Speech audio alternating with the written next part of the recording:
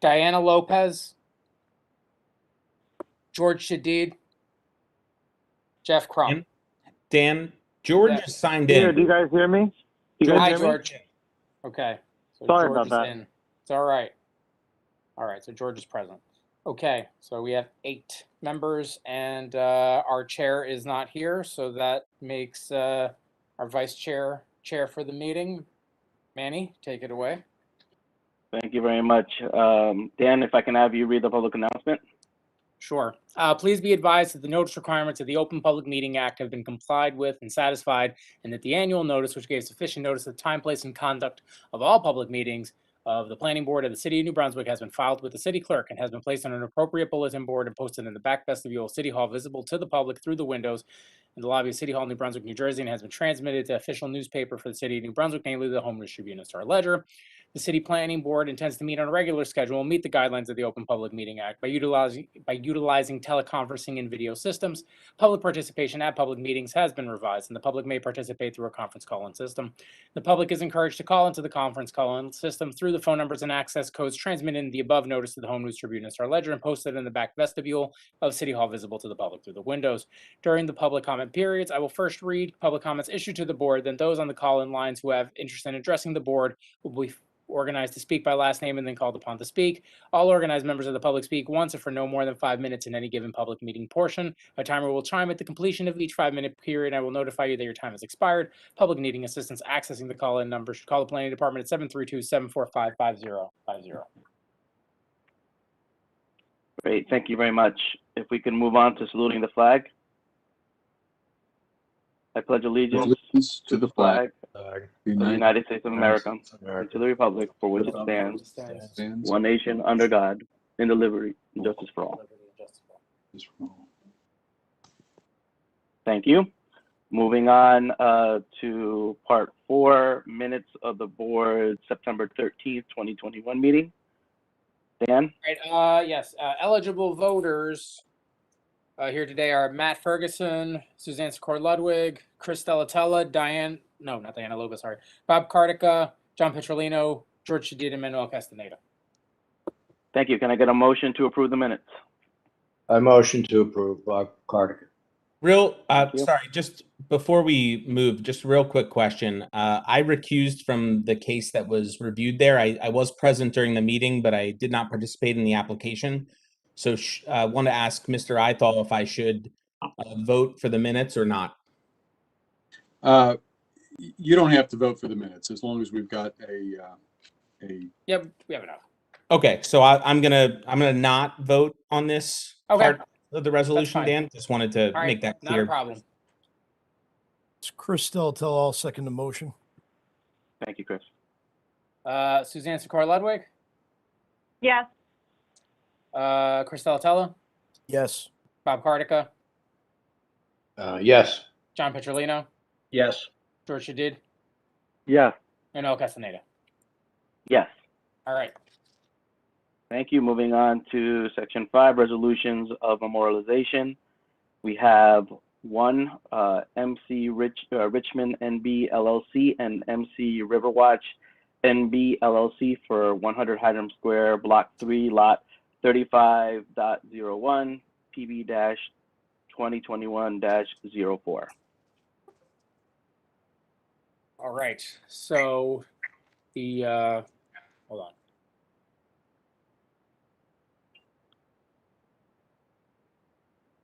All right.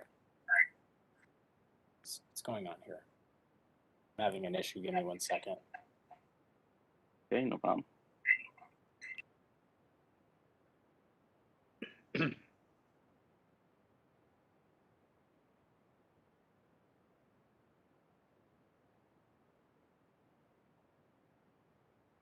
All right.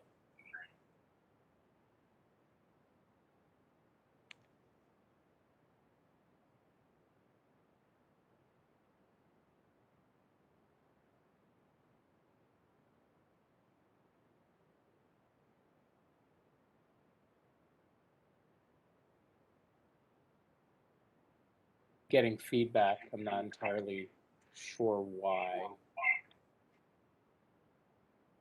But I'll proceed anyway. Eligible voters: Suzanne Segura Ludwig, Chris Delatella, Bob Cardica, John Petrolino, George Shadid, and Manuel Castaneda. Motion to approve. Chris Delatella, second.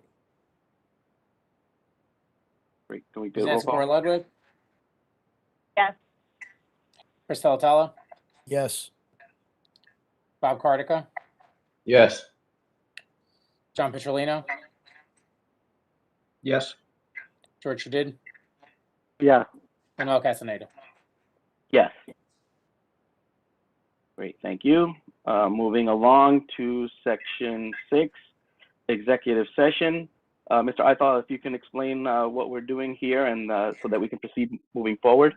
Thank you. Members of the board, you should have in your possession also a draft resolution, which I'd be asking Mr. Chairman if you could, after the explanation certainly, if you could have a motion and a second on the resolution to go into executive session. The Open Public Meetings Act section, that's NJSA section 10:4-B12, 12B, permits public bodies to go into executive session, or closed session as it's sometimes referred to discuss what are otherwise called confidential matters. There are 9 enumerated situations under which they may go into executive session. The draft resolution that I've provided indicates that this would be a matter regarding or related to potential litigation, an allegation by an interested party regarding the status of a witness for an application under PB-2020-12. Mr. Chairman, if I could ask if you could ask for a motion and a second on the resolution to go into executive session. Surely, I'd ask for a motion and a second to move into executive session. It's Chris Delatella. I'll make a motion to move into executive session. Bob Cardica, I'll second. So we'll need a roll call vote on this and then an announcement to the public that we'll be back after executive session, but this platform will still remain open. Yes, so can you hear me? Yes. Yeah, I just wanted to explain. Yeah, so the current WebEx meeting will, while folks will migrate from the board over to the executive session, this meeting will continue existing. So you don't log off, don't leave, and then we'll be back shortly. But let me grab a sheet here so I can take a roll call vote. All right, so Matt Ferguson, Yes. Suzanne Sikora Ludwig, Yes. Chris Delatella, Yes. Evan Adorno, Yes. Bob Cardica, Yes. John Petrolino, Yes. George Shadid, Yeah. Manuel Castaneda. Yes. Let me just check before we jump over. Yila Tacheco, Diana Lopez, Jeff Crum, are any of you there? This is Diana Lopez. I'm here. Okay, I'm just going to mark you present now. Okay. All right. See you all in executive session. Mr. Ithal, would this be the moment for anybody that has a conflict of interest to recuse themselves? I think what we should do is we should migrate over to that platform, and there will be another roll call. I'll make an announcement that those that do have a conflict should log off so that we can at least have only those in attendance that are required to be in attendance. Great, thank you very much. So we'll ask the, yes, go ahead. This is Bob Cardica. Is there anything we need to do to migrate, or are you going to migrate us on your own? How do we do that? Bob, you should have received an email with a link to the go-to meeting. Okay, I'll check for that.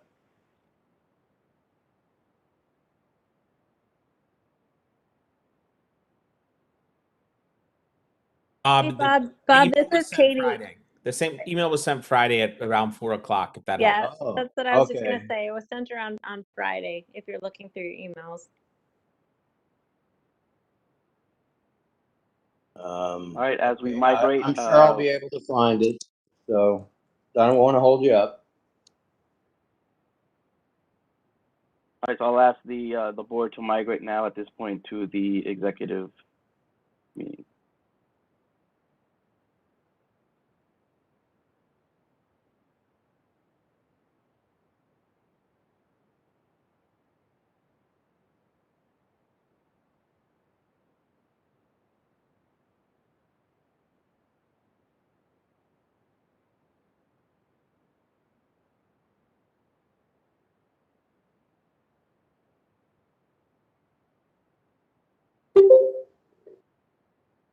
I'm here as well, Dave.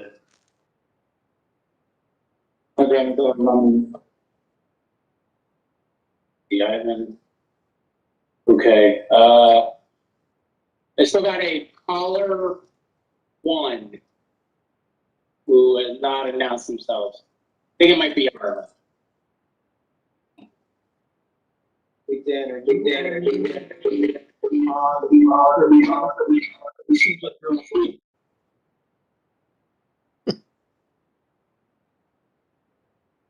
Hello? Sorry, Chris, what were you saying? Dan, are you on the Seems like you're on both.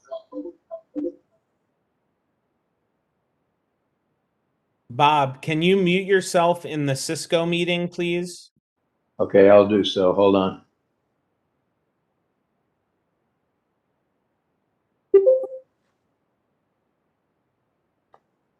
I think that's what you got.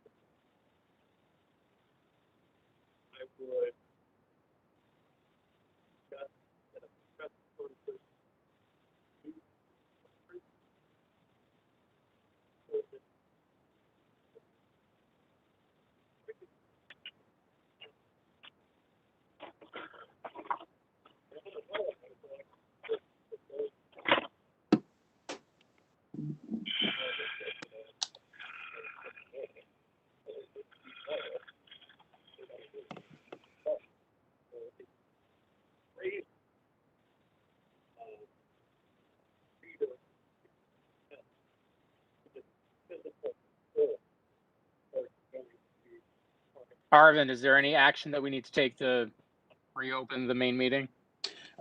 Actually, Dan, what we need to do is we need to take roll call again.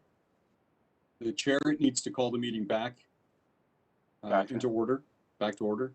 We need to take another Does- roll call vote. Okay. And then I'll go ahead and explain what occurred in executive session. Okay. Let's wait like a minute or two just to make sure that everybody made their way back safely. Technology is treacherous.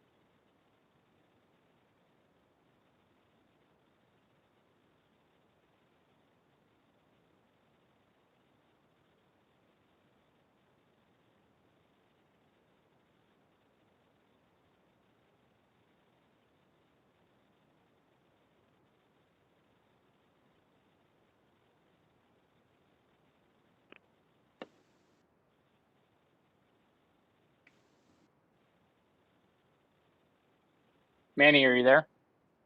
Here. Would you like to reopen the? Yes, so I'd like to reopen the meeting from executive session, and if we can get roll call, please. Yes. I'll just go through everybody in case anybody trickled in anyway while we were in executive session. Yalitza Checo, Matt Ferguson, Present. Suzanne Sikora Ludwig, Here. Christella Tella, Here. Ivan Adorno, Here. Diana Lopez, Anna Here. Lopez, okay. Bob Cardica, I'm here. John Petrolino, John Petrolino, Here, thanks. okay. George Shadid, Here. Manuel Castaneda, Here. Jeff Crum. All right, everyone is accounted for. Thank you, Mr. Chairman. Before we start, if I could just explain the executive session. Absolutely, go right ahead. Thank you. Thank you, Mr. Chairman. We had gone into executive session, and after all members were present in executive session, we took following roll call. Those members who did not participate in application PB 2020-12 because of a conflict of interest that existed at the time that the application was heard and voted on, then logged off the executive session, so they did not participate in it. I had an opportunity to advise the board as to the allegations made in certain correspondence that I received from an interested party regarding that application and the potential for litigation. I advised the board that I did write a findings of fact and conclusions of law, which were provided to the board members, and I asked for a consensus of the board to release that finding of fact and conclusions of law to the interested party and to the attorney for the applicant. And this is notice to the public that that letter will be released to both of those individuals and will also be posted on the Planning and Zoning website. Mr. Dominguez, if we could see to it that that letter is also posted. But that would conclude the matter. No further action will be taken on that matter. Thank you very much, Mr. Ithel. And Mr. Chairman, I also have one other request, if I may. Yes. Just as a housekeeping matter, the agenda has item A as New Brunswick Auto Spa and item B as Johnson & Johnson. It's my understanding that those two will be reversed. Okay, so I will make that once we get to public hearings. Thank you. Actually, before we move into public hearings, I do want to take a moment, and I apologize for not doing this at the beginning of the meeting, but would like to officially welcome Mr. Adorno to the planning board. So welcome. Thank you. Thank you. All right, moving on now to section 7, public hearings. We will be starting off with B, and that's the Johnson & Johnson 1 Johnson & Johnson Plaza, block 36-01, lot 1.01, PB-2021-06, preliminary and final site plan application with C variances in order to install a new gasoline storage system consisting of one 12,000-gallon storage tank that will be partially below and partially above ground,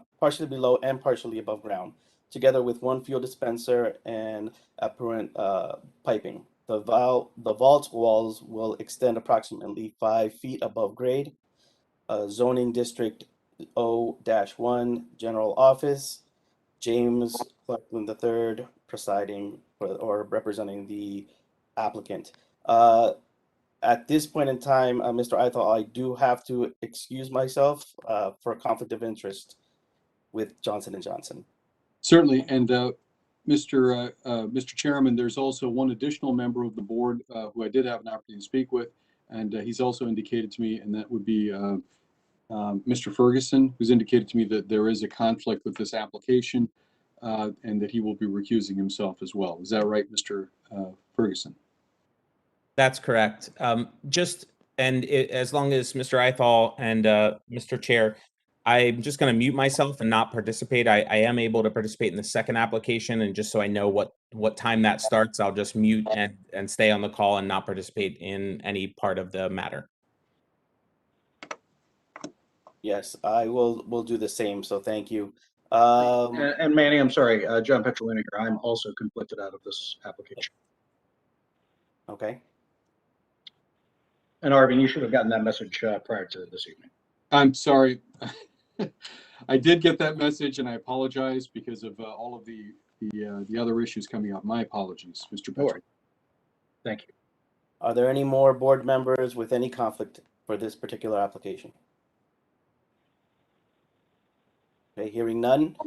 Dan, who would be the next senior board member to take over as I need to recuse myself at this point? That would be Ms. Socorro Ludwig, unless she has any reservations about doing so. No, I'm fine with doing it. All right Okay. then. At this point, I'll recuse myself, but much like Matt, I'll just mute myself and be available for the next one. All right, sounds good. Do we still have a quorum, Dan? Yes, that was 3, and we had 9, so that gives us 6. Okay, great. I'm going to read the application into the record again and then go from there.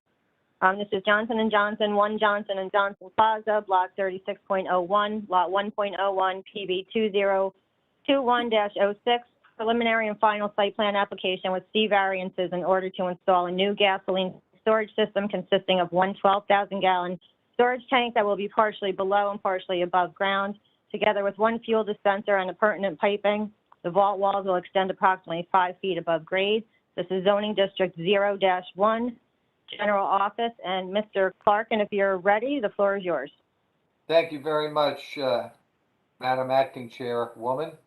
Good evening, board members, professional staff, Attorney James Clarkin of the firm of Clarkin and Vignolo for the applicant.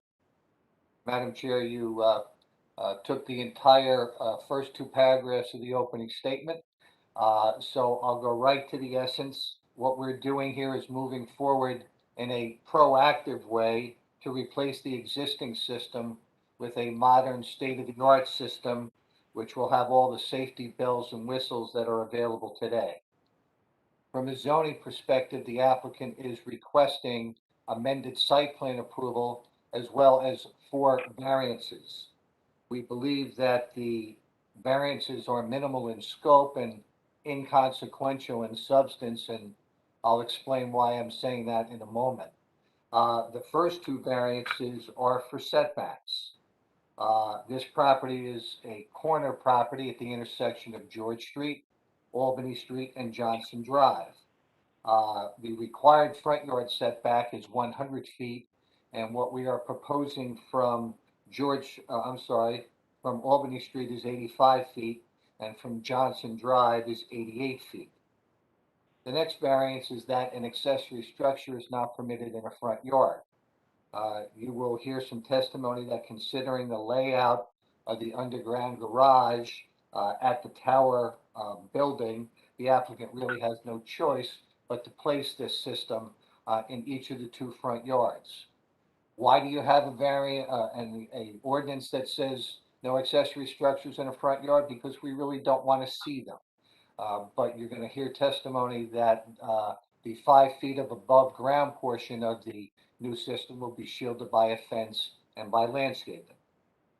We also require a variance because you're not supposed to store flammable material outdoors. However, with the safety precautions that you will hear testimony about, we're hopeful that you'll be comfortable with granting that variance. We have 2 witnesses this evening. The first is Baram Taran, who is both our engineer and a LSRP, which is a licensed site remediation professional. He will discuss the new system, its location, and speak to you about safety features and also about flood protection, which is a little bit on our minds after Hurricane Ida. Our second witness will be James Clarkin, my son, a licensed professional planner who will give testimony to support the variances. That represents our opening remarks, Madam Chair, and I'm available for any questions if there are any. Otherwise, we'll call our first witness. Please call your first witness. Fine, we'll call Baram Taran, please. Mr. Taran, can you please state your name, spell your last name for the record? We can't hear you. You're muted. Apologize for that. Good evening, Madam Chair and the members of the board. My name is Behram Turan, Behram. Last name is Turan. Mr. Turan, do you swear or affirm to tell the whole truth and nothing but the truth? Yes, I do. You may proceed. Rob, can you give the board the benefit of your education and experience, please? Sure. I'm a principal and the director of environmental services at CME Associates, and over 30 years of experience in the fields of civil and environmental engineering. I'm a licensed professional engineer in the state of New Jersey since 1995.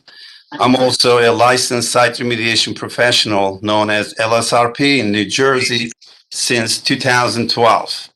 My educational background, I have a bachelor's of science in civil engineering and a master's degree in hydrology and water resources from Colorado State University.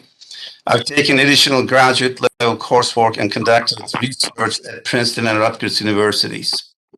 My professional experience, I have an extensive experience in the fields of site remediation, brownfields redevelopment, solid and hazardous waste management, hydrology and hydrogeology, and groundwater flow and contaminant mass transport. I provided expert testimony before planning and zoning boards of several municipalities in New Jersey. In addition, I've been performing environmental reviews for planning and zoning board applications for various municipalities. I've completed many challenging site remediation and brownfields redevelopment projects, leading to issuance of more than 50 response action outcomes, known as RAOs, since the initiation of LSRP program in New Jersey. Also, I have significant experience with compliance with NJDEP underground storage tank rules and regulations, including LSRP oversight of regulated UST closures and soil and groundwater remediation. Thank you, Behram. Madam Chair, I would request that it be accepted as an expert in both fields, please. Yes, so accepted. Thank you. Behram, your firm, CME Associates, prepared the engineering drawings which accompanied this application? Yes, the preliminary and final site plan. And those plans were prepared under your direction and supervision, and you signed and sealed those plans, correct? Yes. Have you visited the site? Yes, on several occasions, and I'm very familiar with the site. Briefly discuss the location and size of the subject property. As Johnson & Johnson World Headquarters campus is comprised of 15.47 acres and bound by George Street, Albany Street, and Johnson Drive. The underground storage tank replacement project will take place near the southeastern corner of the property, adjacent to the intersection of Johnson Drive and Albany Street. Please briefly describe the project that we are proposing. Sure. So the first part is the removal of the two regulated 10,000 gallon double wall gasoline under storage tanks, which have been maintained and monitored in accordance with applicable federal and state regulations.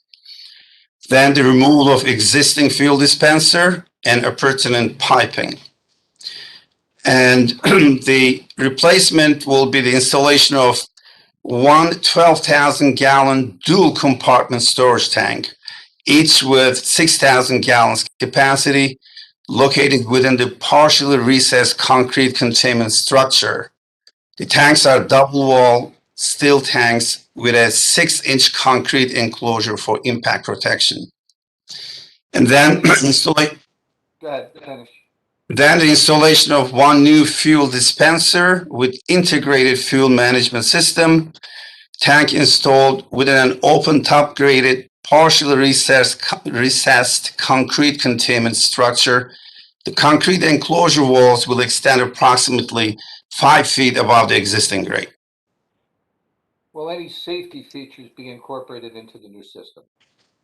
Yes, the new fuel system includes multi-level safety features that will be implemented at the remote fill area, tank area, and dispenser area, utilizing video route and safe site dispensing system controllers. The fuel delivery operations at remote fill areas will have electronic verification system for product level inside tank and overfill alarm. In other words, when a driver comes in, he will know exactly how much product will be in the tank. And there's a 15-gallon spill containment bucket at fill port within a double wall secondary containment sump. The delivery fill pipe is composed of double wall stainless steel flexible pipe enclosing corrosion resistant polyethylene jacket.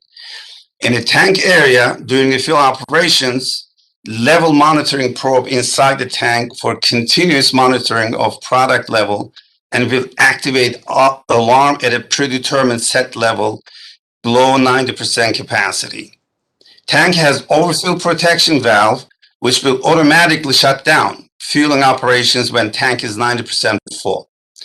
Sump on top of tank provides secondary containment for the submersible pump and fill pipe.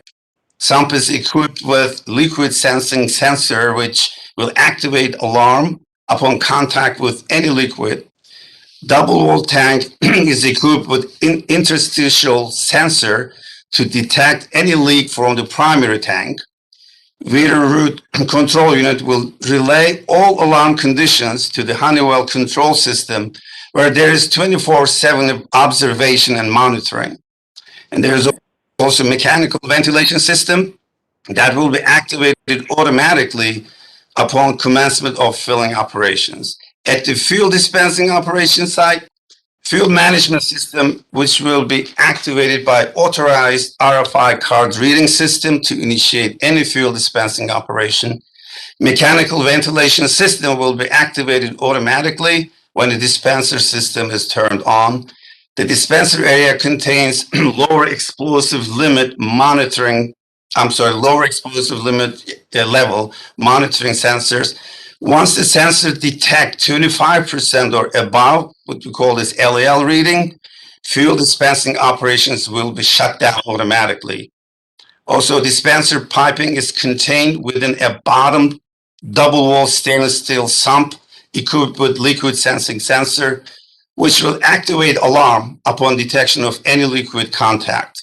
If there are any accidental spills during fuel dispensing operations, the liquid will be collected and conveyed to an oil water separator. Now, the tank and containment area safety measures includes unauthorized access to the grate hatch will trigger an alarm upon opening. Access door will be locked under normal conditions and is equipped with an open-close sensor. 2 LEL sensors and 2 vapor sensors will be within the containment structure. Graded open-top construction provides 24/7 natural venting.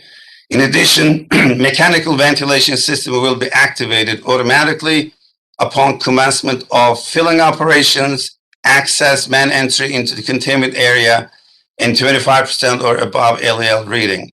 Finally, the liquid sensing sensor will activate alarm through Vita route and Honeywell control system for accumulation of liquid inside the containment area. Wonderful. What will be the front yard setbacks of this new system within the vault?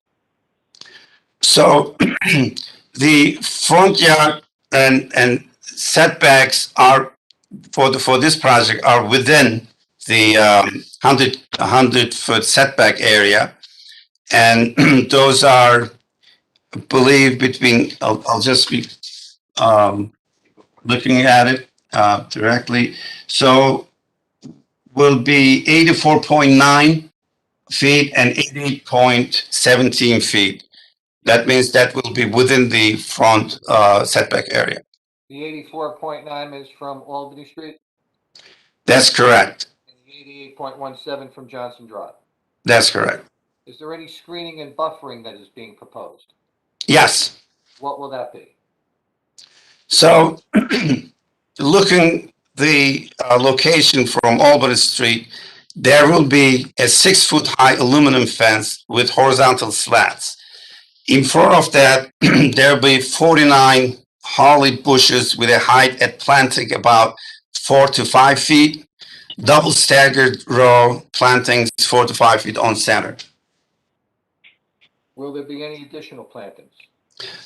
Yes, we propose 3 ornamental trees and 3 evergreen trees. These will be roughly between 10 to 12 feet and 8 to 10 feet respectively. In order to do this project, will we have to remove any plantings? So no shrubs, but there will be 3 existing trees will be removed. Yeah. So the tree replacement plan represents a 1-for-1 replacement, correct? Yes, that's correct. And this is satisfactory to the city's planner. What lighting is proposed? So there are a total of 10 new LED lights proposed. 6 of them are 25-watt lights at outer walls of the concrete containment, and 4 of them will be 54-watt lights at the inside walls of the containment structure.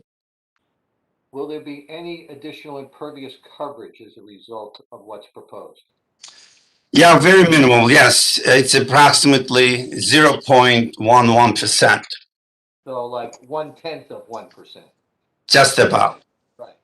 And further to the stormwater considerations, is there any change to the total building coverage?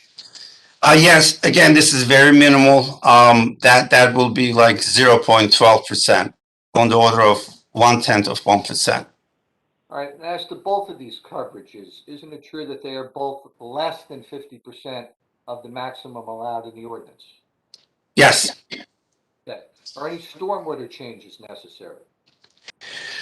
So the proposed additional impervious cover is minimal. That's about 802 square feet. And therefore, no discernible increase in stormwater runoff will be generated in the project area. Will this project comply with the New Jersey Solid Waste Management Statutes? Yes, this project will not generate any solid waste when it's operational. So it's really not applicable, correct? That's correct. Are there any environmental issues related to the removal of the existing underground tanks? So no environmental issues are expected since the existing 2 regulated 10,000-gallon double-wall gasoline USDs have been maintained and monitored in accordance with the applicable federal and state regulations. However, the following procedures will be performed in accordance with the NJDEP USD regulations. So we'll submit a notice of intent to close to NJDEP. We'll submit construction demolition permit to the city of New Brunswick. The contractor will remove oil and any residuals from tanks, piping, and dispose them in regulated offsite facilities. The overlying soils, again, this is an underground storage tank, will be removed, and concrete and asphalt. So access to underground storage tanks for interior cleaning will be provided. The tank will be removed, fill and vent pipes will be removed, and supply and return lines also will be removed. Tanks will be inspected for any visible indications of leaks. This will be verified by the City of New Brunswick building inspector. There will be an LSRP.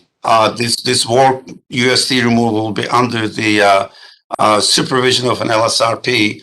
So we will collect post-removal soil samples. If groundwater samples are required, excavation should be backfilled and temporary monitoring wells will be installed. And the tanks and associated pipings will be properly disposed at the regulated facilities. Following the completion of the USD removal, then the LSRP will prepare a site investigation report to document the USD removal. So if the post-closure samples are greater than the applicable remediation standards, then the investigation will go into next phase, which is a remedial investigation pursuant to DEP regulations. If the post-closure samples are less than the applicable remediation standards, then the LSRP will issue an area of concern based remedial response action outcome, which is an RAO, meaning saying that there is no contaminated material left behind. But because the tank has been monitored correctly and pursuant to law for the past 20 or so years, you don't anticipate any remediation will be necessary, correct? So that's our understanding. However, we haven't done any test borings around the tank, but that's our belief that based on the monitoring that has been taking place so far, we have no reason to believe that there will be a leak. But again, by the DEP regulations, we have to follow procedures that I just went over. Wonderful. Are any security measures being incorporated into this project? So, as I mentioned before, there's a 6-foot high aluminum fencing that will be installed surrounding tank enclosures. This is typically, it's a deterrent to trespassers. In addition, the gate hatches and access doors to the concrete containment structure are inaccessible to unauthorized individuals. In the event of an unauthorized attempt at entry, an alarm will be triggered. The fuel management system and dispenser will be activated by authorized RFI card reading system. Therefore, any unauthorized use will be prevented. All right, let's turn our attention to how fuel will be delivered to the site. So, the fuel will be delivered by Johnson & Johnson's dedicated fuel suppliers by special trucks upon request. So the truck driver will connect to the remote fuel port, which is about 200 feet away from the tank area. In accordance with the previously mentioned safety procedures and in compliance with the EPA's spill prevention, control and countermeasure regulation, which is known to be as SPCC. Has Johnson & Johnson received approval from the Middlesex Planning Board for this project? Yes, the applicant received an approval letter dated September 17, 2021. How about the Freehold Soil Conservation District and the Delaware and Raritan Canal Commission? So the applicant is in the process of submitting the soil erosion sediment control plan certification to the district for review and approval. The project is outside the DNR canal review zone per the GIS map available to us. A request letter will be written for jurisdictional determination from the DNR Canal Commission. The city was recently significantly impacted by flooding from Hurricane Ida. With this in mind, okay, how would the new system be impacted by another flood of that magnitude? Yes. Based on observation following Hurricane Ida, no flood waters inundated the project site, which is at elevation of approximately, this is the proposed elevation, by the way, 18.5 above mean sea level. So the 100-year flood hazard area line is at elevation 16 feet, and that's depicted in the project plans. So the containment area is drained. So we don't believe that and flood this magnitude and flood of 100-year return period will impact this area. Again, this is an unoccupied area. But there's a containment, the containment area has a drain pipe through a gravity drainage at the bottom because the open containment is open at the top. So any rain will come in. So that's the purpose of draining the containment area. So the pipe is equipped with a check valve to prevent backflow into the containment area during any storm events. In addition, there is a manual gate valve, which can be closed by the operator in the case of any anticipated flood conditions. There is also a liquid sensor within the containment area, which would trigger an alarm to the operator to manually close the gate valve. So technically, at the surface level, the structure will be protected by means of the existing or the proposed elevations. So if there is any storm surge, that any backflow that might come through stormwater system, collection system, will be prevented, and the valves will be closed. Thank you. Madam Chair, we are in receipt of the Bignell Planning Report dated September 28 of this year. I believe that we have covered in testimony all of the items in the plan review comments 9A through G. I'm not sure who's on the call for Bignell Planning, but I hopefully like them to confirm that we have covered all the items that they wished addressed. Yeah, so who's on the call for our professionals?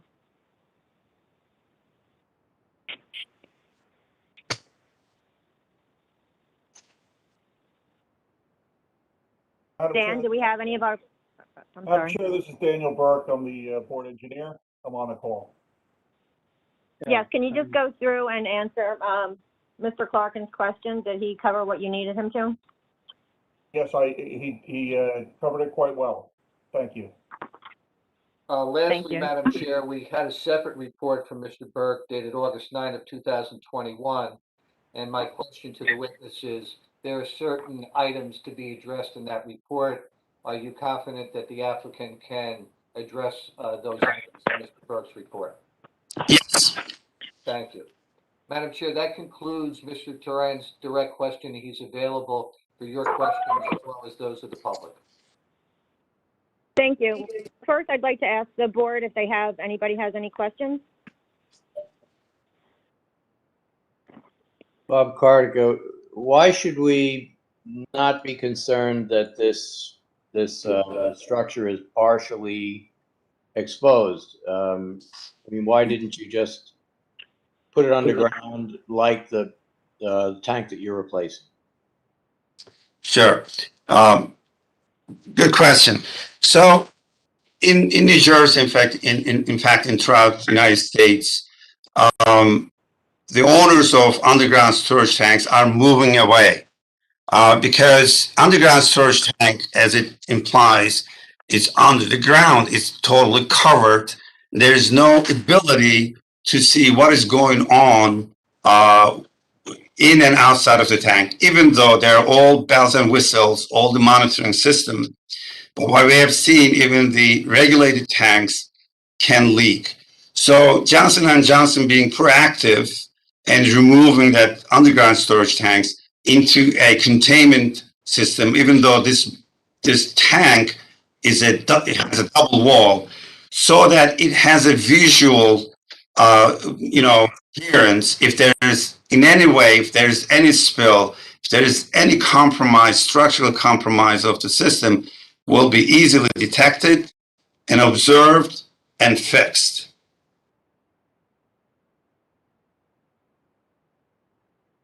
Thank Mr. you. Cardico, do you have any other questions? No, that's fine. Thank you. Thank you. Do any other board members have any questions at this time? Madam Chair, this is Todd Fletcher. Yes, Todd. I just want to let you and the board members know, Mr. Clarkin and the applicant and the other witnesses have addressed all of the comments in the planning report. So I have no outstanding planning comments. That's all. Thank you very much. And thank you, Mr. Clarkin. That was a very thorough explanation and presentation. I appreciate that. And if you could call your next witness, and we'll have a public comment after both have spoken. All right, we'll call James Clarkin the fourth. Yes, good evening. Mr. Clarkin, can you please state your name, spell your last name for the record? James Clarkin, C-L-A-R-K-I-N. Clarkin, do you swear affirm to tell the whole truth and nothing but the truth? I do. Floor is yours. Yes, can you give the board the benefit of your education and experience, please? Sure, I have my master's in city and regional planning from Blasien School at Rutgers. I am a licensed professional planner in the state of New Jersey and have been for 6 years. I've actually appeared before this board and been accepted by the board previously on several applications as a professional planner. Madam Chair, I request that the board once again accept his credentials. Yes, so accepted. Thank you. Have you had an opportunity to review the application, the engineering plans, and the staff reports in this matter? Yes, I have. And what is the subject? What is on the subject property today? So currently, property is home to Johnson & Johnson's World Campus headquarters on a total of 15.4 acres. At the southeast corner of the campus, which is our focus tonight, there currently are 2 underground gasoline storage tanks with a fuel dispenser. What are the surrounding land uses to this subject property? So this is the central business district. So you have your commercial buildings, office towers, hotels, restaurants, the train station, as well as Rutgers University offices and uses. And briefly, what is the applicant proposing? So as Mr. Turan laid out for us, we're replacing the 2 underground storage tanks with a new gasoline storage system consisting of 1 dual compartment tank, along with the fuel dispenser, piping, and concrete containment vault. This new dual compartment tank will have a total capacity of 12,000 gallons of fuel. The vault is proposed to be surrounded by landscaping and horizontal slat fence screening. And as testified before, the tank will mostly be below ground with 5 feet above ground. Are you familiar with the city's zoning ordinance and its master plan? Yes, I am. What zone is the site located in? So we are in the city's O1 general office zone, where the office campus is a permitted use. What variances does the applicant need in order for this project to be constructed?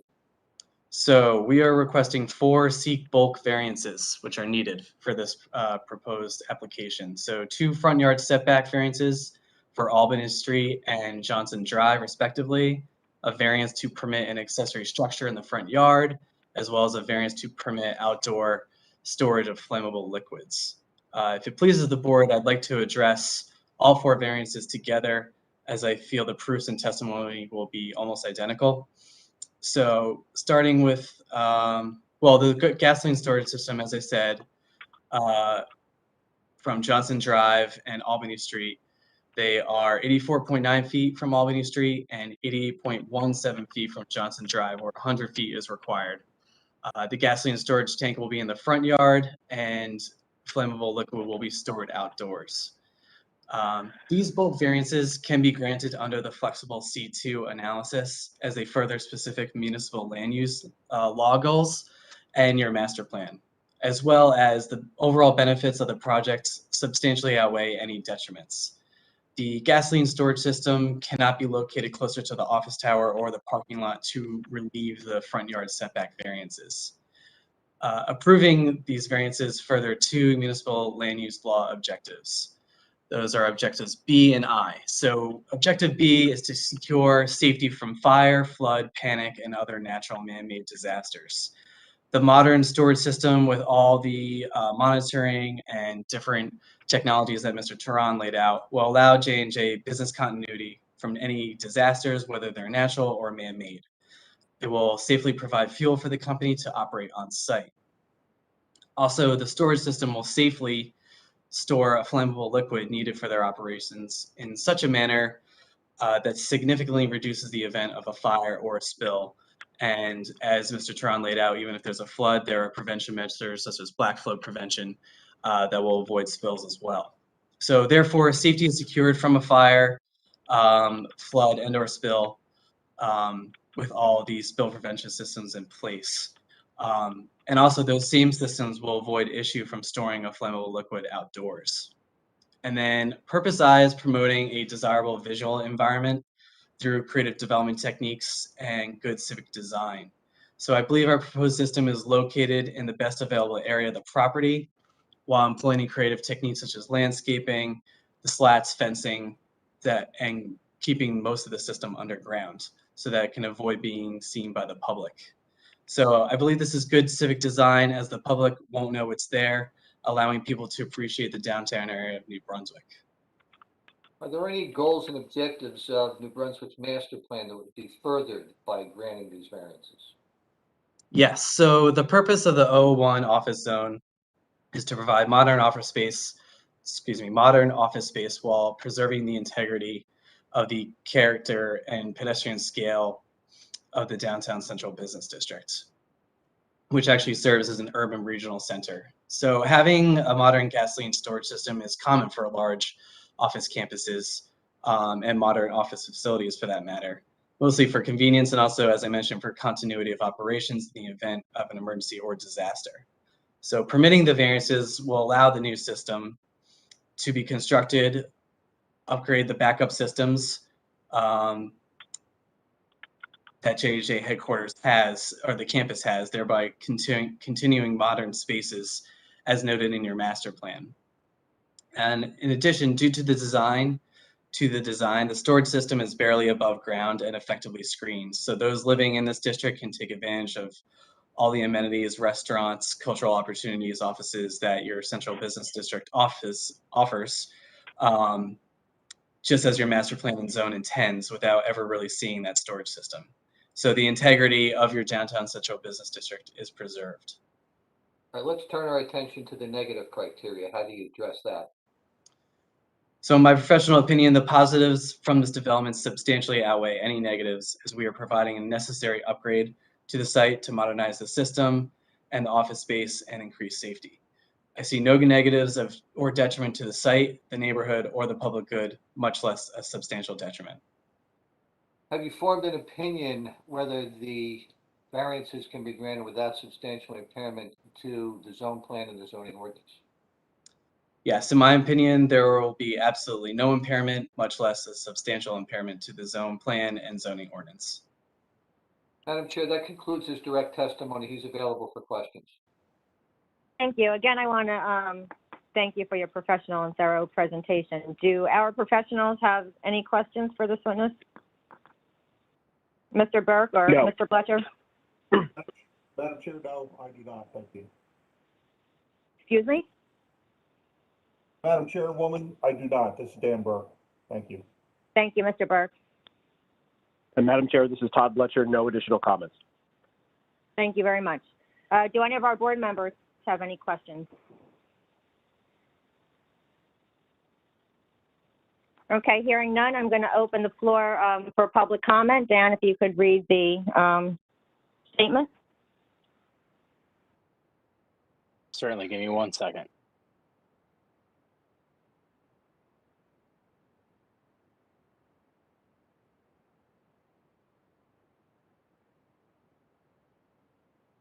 At this time, we are preparing to open the meeting for public comment on this application and this application only.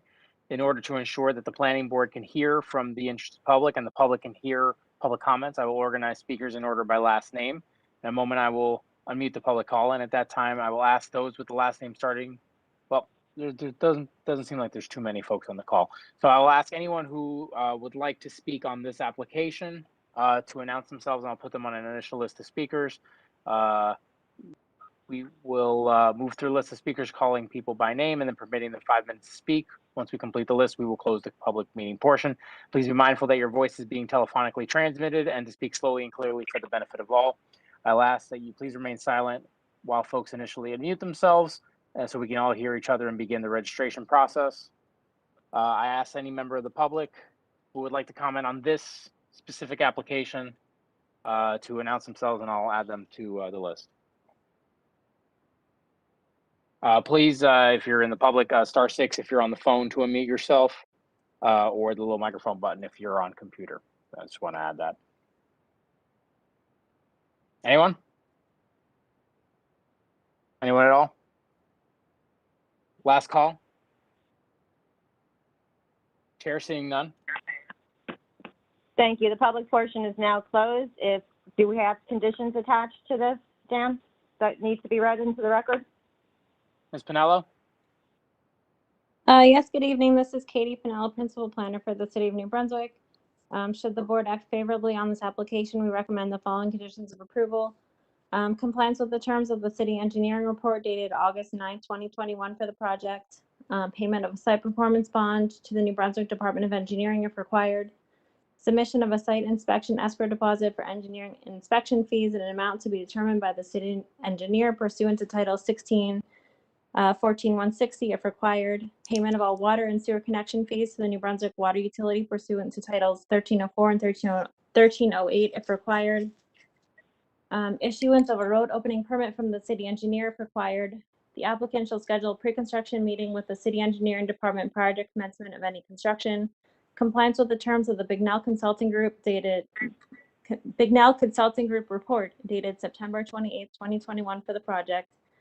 Planning review escrow funded for all anticipated post-approval reviews. payment of any other fees due to the City of New Brunswick related to development or use of this project, payment of any outstanding taxes due and water sewer fees to the City of New Brunswick, Middlesex County Planning Board approval or waiver, Freehold Soil Conservation District approval or waiver, submission of any other approval or waiver from any additional agency having jurisdiction, submission of engineering and/or architectural plans to comply with any changes required by the planning or engineering memos or plan amendments offered or required at the time of the hearing, compliance with the city's water service system ordinance, which is Chapter 1304, all utilities and other site improvements to be maintained by the applicant at its sole expense, all utilities to be constructed underground, all temporary encroachments into the public right-of-way shall require city council approval, all construction staging shall be done on site unless an encroachment or same into the public right-of-way shall be approved by city council. Streets shall be kept clean of sediment and debris. The applicant shall cause the streets to be cleaned, and if directed to do so by the Director of Public Works, shall cause the streets to be cleaned as so directed. Tracking pads shall be installed at all construction exits. Replacement of damaged streets, curbs, and sidewalks per the direction of the city engineer. And the applicant is requesting preliminary and final site plan approval with variances requested for accessory structure in the front yard setback on Johnson Drive and Albany Street, and outdoor storage of flammable liquid. And that's all I have. Thank you, Ms. Pinella. Do I have a motion from the floor? Chris This is Del, Ivan Adorno. I'll make a motion to approve. Chris Del, I'll second it.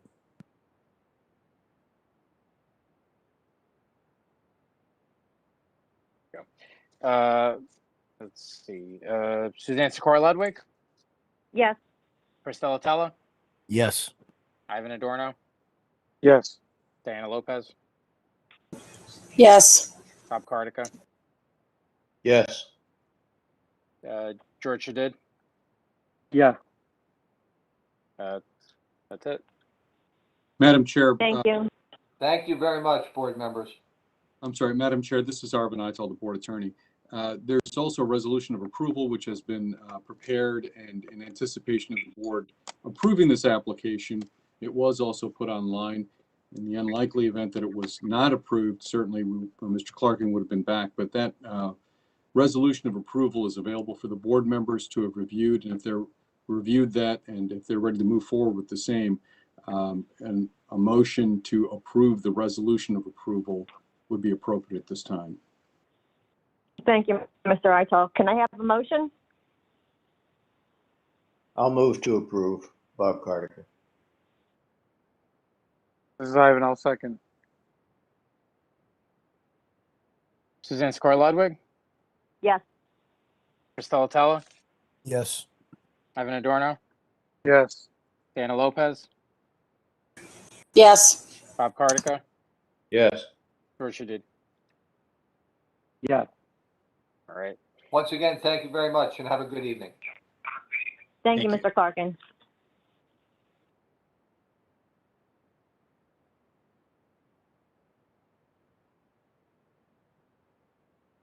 Okay. Next up.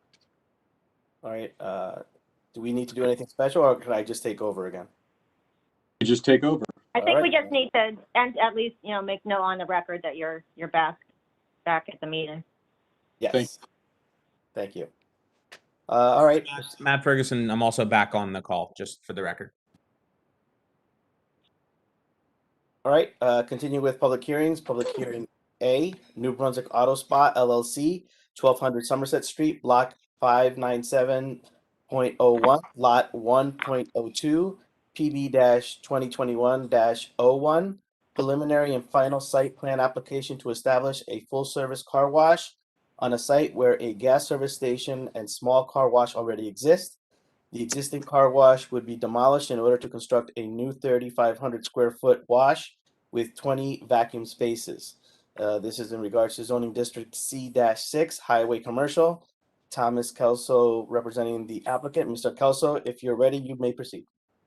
And Mr. Kelso, before you start, I'm sorry, can we also confirm that Mr. Petrolino is back? Yes, I'm here. Thank you.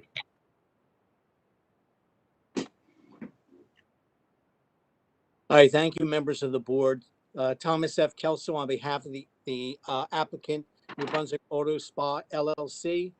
For the risk of being redundant, let me just indicate, as was previously just been stated, that this application is for preliminary and final site plan and variance approvals to accommodate a reconstructed existing car wash use together with modifications to the existing site plan.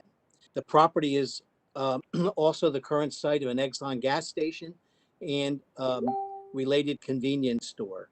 The property is located at 1200 Somerset Street and is designated as block 597.01, lot 102 on the current tax map of the city of New Brunswick. The subject property is located in the C6 Highway Commercial District Zone, and the proposed car wash use is a permitted use. I will be presenting to you this evening testimony from 4 witnesses: our civil engineer, architect, traffic consultant, and our principal planner. There are, and I'd like to just set out for you briefly, a series of variances that primarily are existing conditions which relate to the existing gas station use. And there are a certain number, a very few number of new variances that are being created as a result of the reconstruction of the existing car wash. There is, and I'll just list these in order. There's a front yard setback along Somerset Street of 17.65 feet, whereas a minimum of 20 feet is required. That's an existing condition. There is a variance for a side yard setback of 6.4 feet, whereas a minimum of 20 feet is required. That is also an existing condition. A driveway width of 48.12 feet, whereas a maximum of 30 feet is permitted. That's an existing condition. There are 2 freestanding signs, whereas 1 freestanding sign is permitted. That is a new freestanding sign that we are proposing to identify the new car wash location. There are 6 existing facade signs for the existing gas station. And again, that variance is an existing condition, and we are adding 3 new signs, whereas only 1 facade sign is permitted. There is a sign setback of 17.53 feet on Somerset Street and 5.14 feet on Hal Lane, whereas a minimum of 20 feet is required. Once again, this is an existing condition due to the location of the gas station. There is a landscape buffer along the right-of-way of 7.93 feet, whereas a minimum of 10 feet is required. That is a new variance. There's a parking lot landscaping of 8.2%, whereas a minimum of 10% is required. That's a new request this evening. And a driveway setback to the intersection of the curb line of 18.97 feet, whereas a minimum of 50 feet is required. That, once again, is an existing condition. Just to get some understanding of the application that's before you, and I think it's important to identify this. Every one of the uses that are on this site are existing conditions. So, and they've been existing there for a long period of time. The gas station, the convenience store, and the car wash. And they have been there for many years. I think most of you as New Brunswick residents have gone by there for many years and recognize those uses have been there for at least 20 plus years. The purpose of this application is to simply take the existing car wash and reconstruct it for a more efficient, modernized operation, and in the related site plan reconfigurations to make the site operate more efficiently. My client, the applicant, is a leasehold holder of the gas station the car wash operation. He is not the owner operator of the gas station or the convenience store. But by the existence of this leasehold agreement, my client now is taking responsibility for the site plan changes, along with the building of the new car wash, which he will be the owner operator of. So that is the basic background of the application. We Again, as I've indicated, we will be providing 4 witnesses for you. We've had the opportunity to review planning reports as well as the engineering report. Those plans have been reviewed, and we're confident that those plans reflect what comments that we've received from the city throughout our TAC process. If the board has no questions for me, or if they do, please ask now. Otherwise, I will proceed with my first witness. You can proceed, Mr. Kelso. If it pleases the board, I'd like to object real quick. I'm counsel for the objectors, Kermamus Family LP Lot 1.01, and I understand there was a jurisdictional discussion that was supposed to be held by the board. Thank you. Go ahead. Mr. Chairman, if I may. Yes. This is Arvin Untitled, the board attorney. Mr. Klein, you're here in place of Mr. Simon this evening, is that correct? Yes, correct. Is there anything you'd like to add to what Mr. Simon has indicated in his correspondence to us dated July the 9th, I believe it was? Yes, July the 9th. You don't have to repeat what's already in there. The board members have taken a look at it. So if it's anything in addition to that that you'd like to put on the record at this point.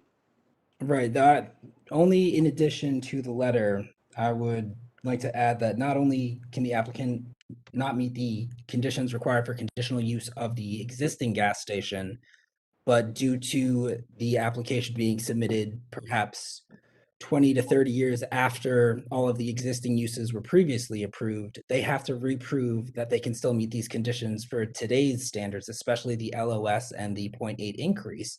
Whereas the traffic report itself has indicated there's already a LOS of F for multiple places. So it just seems that the applicant can't really gloss over reproving the conditions for something that they have to do, whether or not they choose to pursue multiple principal uses as given in the Township of New Brunswick's ordinance definition itself. And I'm not going to go too much into that as it's already been stated in the letter. The applicant would either need a D1 use variance for multiple permitted uses, or if the property were to be subdivided, it's still going to be an intensification of previously approved use, or D3 for conditional use. This is just simply put, no matter how you cut it, D1, 2, or 3, the appropriate place for this application is the Board of Adjustment, not the Planning Board, at least at this stage. And that's completely supported by existing case law and the City of New Brunswick's municipal ordinances themselves by their plain, unambiguous language, which can only be reasonably interpreted to confer jurisdiction on the zoning board. Thank you. Mr. Chairman, if I may quickly. If I could, just a point of order, I'd like to respond to that if I Sure. could. First of all, it's not a subdivision. So let's be clear on that. You make reference to a subdivision. There's no subdivision. There is a ground lease that's being executed for purposes of operating this car wash. And to indicate that it's not relevant that these uses have been there for 20 plus years and have a right to be there, and suggest that because this application is before you for this leasehold, that they need to reprove their right to be there, I think is it's just not sustainable under any case law or any interpretation that I'm familiar with, and I've been doing this for 40 plus years. But let me go specifically to comments that have been made in the letter, because that the argument that's being made just isn't sustainable by the case that you're citing. First of all, there's no provision in either the municipal land use law or in the New Brunswick ordinance that restricts a property to only one principal use. The argument being presented is an attempt to equate the term principal use to the only use, other than perhaps an accessory use, which you acknowledge, being permitted on any one property. Yet the New Brunswick ordinance, by definition, recognizes that a property, a lot, may have multiple uses, regardless of which one may be considered the principal use. And the case that you're citing in your letter of argument makes clear that that ordinance, there is no definition of principal use. And they acknowledge that in the opinion. There's no definition, yet there is one in the New Brunswick ordinance.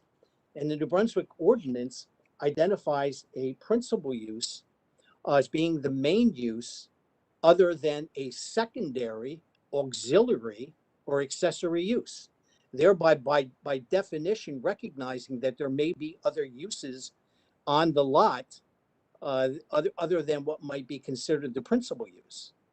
Yet the reality is, as you've indicated, the recognition that the car wash is a permitted use, that the gas station is a conditionally permitted use. One could make the argument then that the car wash is the principal use on the site because it is the unconditionally permitted use.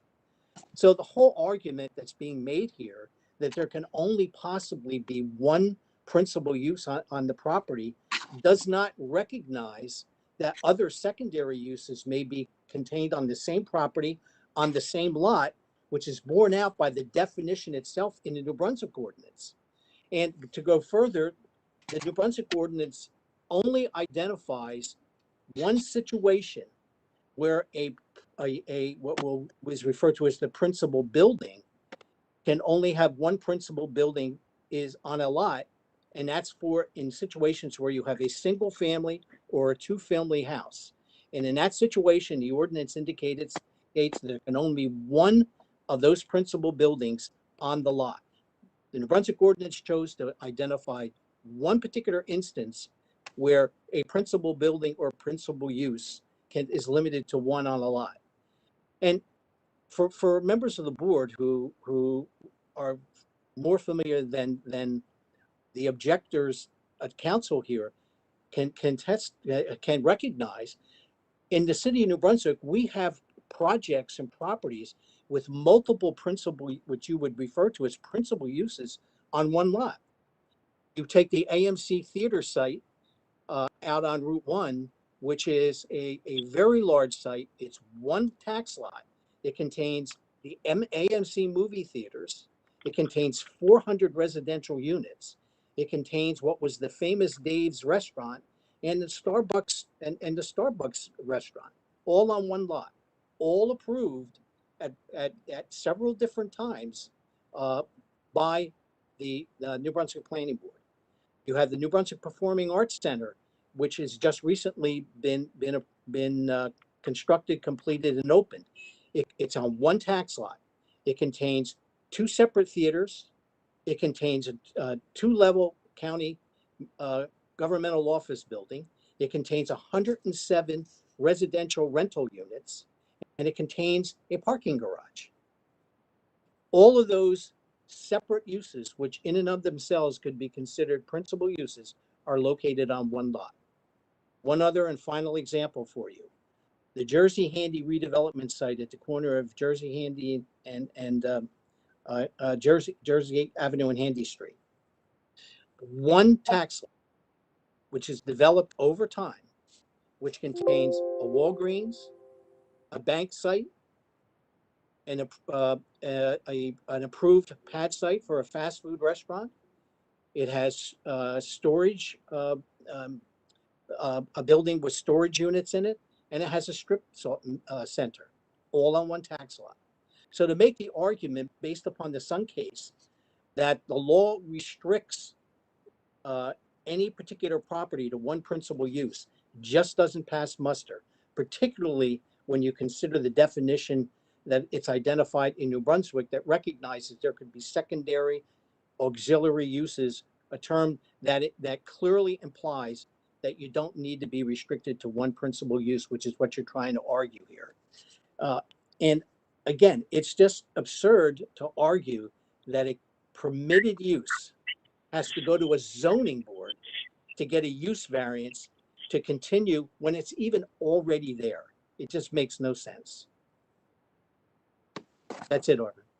Thank you. Mr. Chairman, if I may just include one additional factor. I have had an opportunity to review Mr. Simon's July 9th letter, and based on the arguments that Mr. Kelso has put on the record, I'm not going to repeat some of those conclusions that I've reached, but I would only add to this. I think the board members are familiar with the ordinances that govern the zoning ordinances here in New Brunswick, that's 17.04.040. And that's the section 8, I believe, talks about the permitted uses in the C6 zone, which is where we are. And that the language of that ordinance, that statute, that ordinance is relevant here. And the principal permitted uses are outlined, and that's plural, outlined in 8.b.1 through 24. So there are 24 permitted uses, plural, that are outlined there.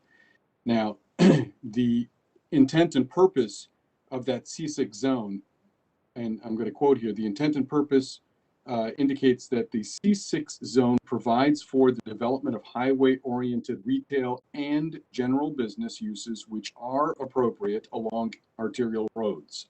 And the reason that I want to read that specifically is because if the intent and purpose of the zoning ordinance was to limit just one use in that on the lot, then it would read instead that the intent and purpose indicates that the C6 zone provides for the development of highway-oriented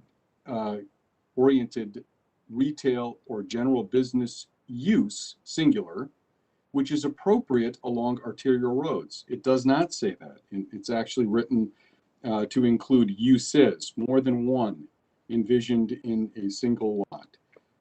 The list is not separated either.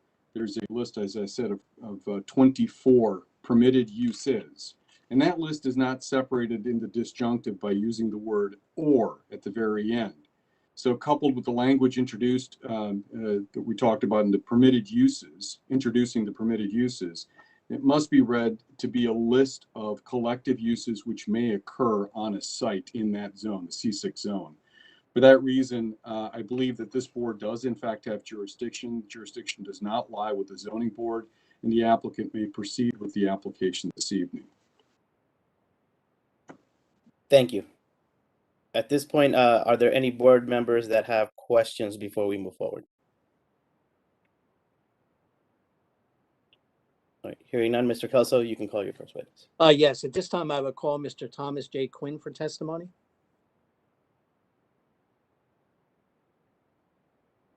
Mr. Quinn, can you please state your name, spell your last name for the record? Yes, sir. It's Thomas Quinn, Quinn. Mr. Quinn, do you swear or affirm to tell the whole truth and nothing but the truth? Yes, I do. Floor is yours. Thank you. Thank you. Mr. Quinn, could you give the board the benefit of your professional qualifications and experience? Sure. I'm a 1993 graduate of NJIT. I received my PE license in New Jersey in 1997. So for the last 24 years, I've been providing expert testimony and engineering design throughout boards all over the state, but I could not recall ever having been to New Brunswick, actually. So this may be my first time here. In your capacity as a professional engineer, you are familiar with the proposed application before the board this evening, particularly with regard to the engineering aspects? Yes, sir, I am. I would offer Mr. Quinn as a qualified professional to provide testimony associated with the engineering aspects of the plan. We accept your credentials. You can move forward. Thank you. All right, thank you. Thank you, sir. Mr. Quinn, what I'd like you to do is just give us a general overview of the site, the existing conditions. I would like you to reinforce and point out those conditions that are currently existing variation conditions, primarily associated with the gas station. Sure. I'd like you to then point out that the few variances that are being created as a result of this application, and just give us a general overview and description of the site planning aspects. Unlike Mr. Clark, and I'm not going to ask you question after question. I'm just going to let you go ahead and speak. Just ask me or redirect me if you feel like I've missed something or something you want to emphasize, Tom. Don't forget, I'll do that. I figure you will. All right, I'm going to go ahead and share the set of drawings that the board was provided with.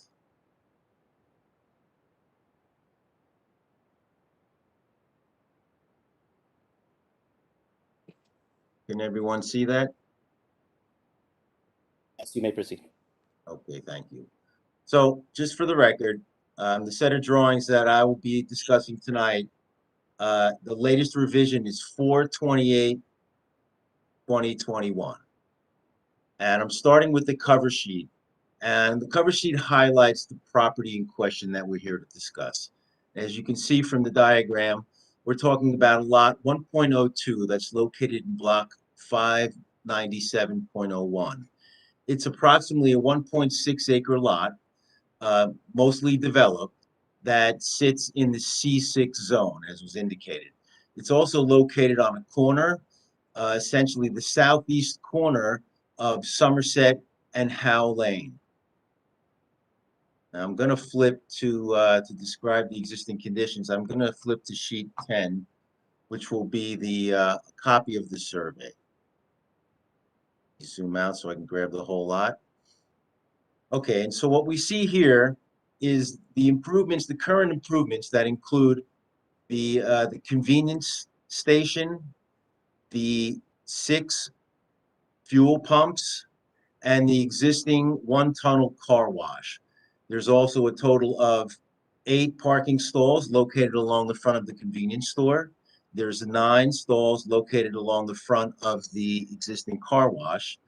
This square here represents the underground fuel tanks and the fuel ports, the above ground fuel ports. We've also got an above ground detention facility that was developed at the time the site plan was developed and handles all of the impervious cover from the existing developed area. As you can see, the development is contained on what I'll call the northern 2/3 of this lot. The rear 1/3 is going to be the subject of the current application. So for purposes of reference, in the existing condition, we've got an impervious cover of approximately 42% or a little over 34,000 square feet. Let me zoom in a little bit on the area that we're talking about to be developed. Essentially, in the existing condition, the developments are fenced off from this rear area, which contains a large green area, some shade trees located along the perimeter, also contains an access easement that's provided for the benefit of lot 101 immediately to our northeast. Another germane fact will be the number of driveways we have. In the existing condition for the existing improvements, we've got a total of 3 driveways, 2 out onto Somerset Street, 1 that's out to Howe Lane. The easement that I just mentioned, located in the southerly portion of the site, also has a curb cut and access out onto Howe Lane. I'm now going to flip to sheet 2. Oh, what I should do is, and Mr. Kelso asked me this, I'll go through the existing variances that were described. I'm going to zoom in for that. So the first one Haiti mentioned was a setback 17.65 where 20 is required. That's associated with the existing canopy and the right-of-way on Somerset Street. We've got a side yard setback of 6.4 feet associated with the existing convenience store, whereas 20 feet are required. He also mentioned that we have a driveway opening along Howe Lane. That's a total of 48.12 feet, whereas a maximum of 30 feet is permitted by your ordinance. I've got also, Mr. Kelso mentioned the front, the buffer where 10 foot is required. We've actually got 7 feet, but that's at 7.93 feet. That's actually an existing condition. And that's between the curb associated with the canopy, the pump station canopy, and the right of way. Here, 10 feet is required, and here we've only got 7.93 feet. That's actually an existing condition and not a new one. Back out a little bit. He indicated we have an existing nonconformity for the number of facade signs. We have a total of 6 comprised among the Tiger Mart building as well as the canopy.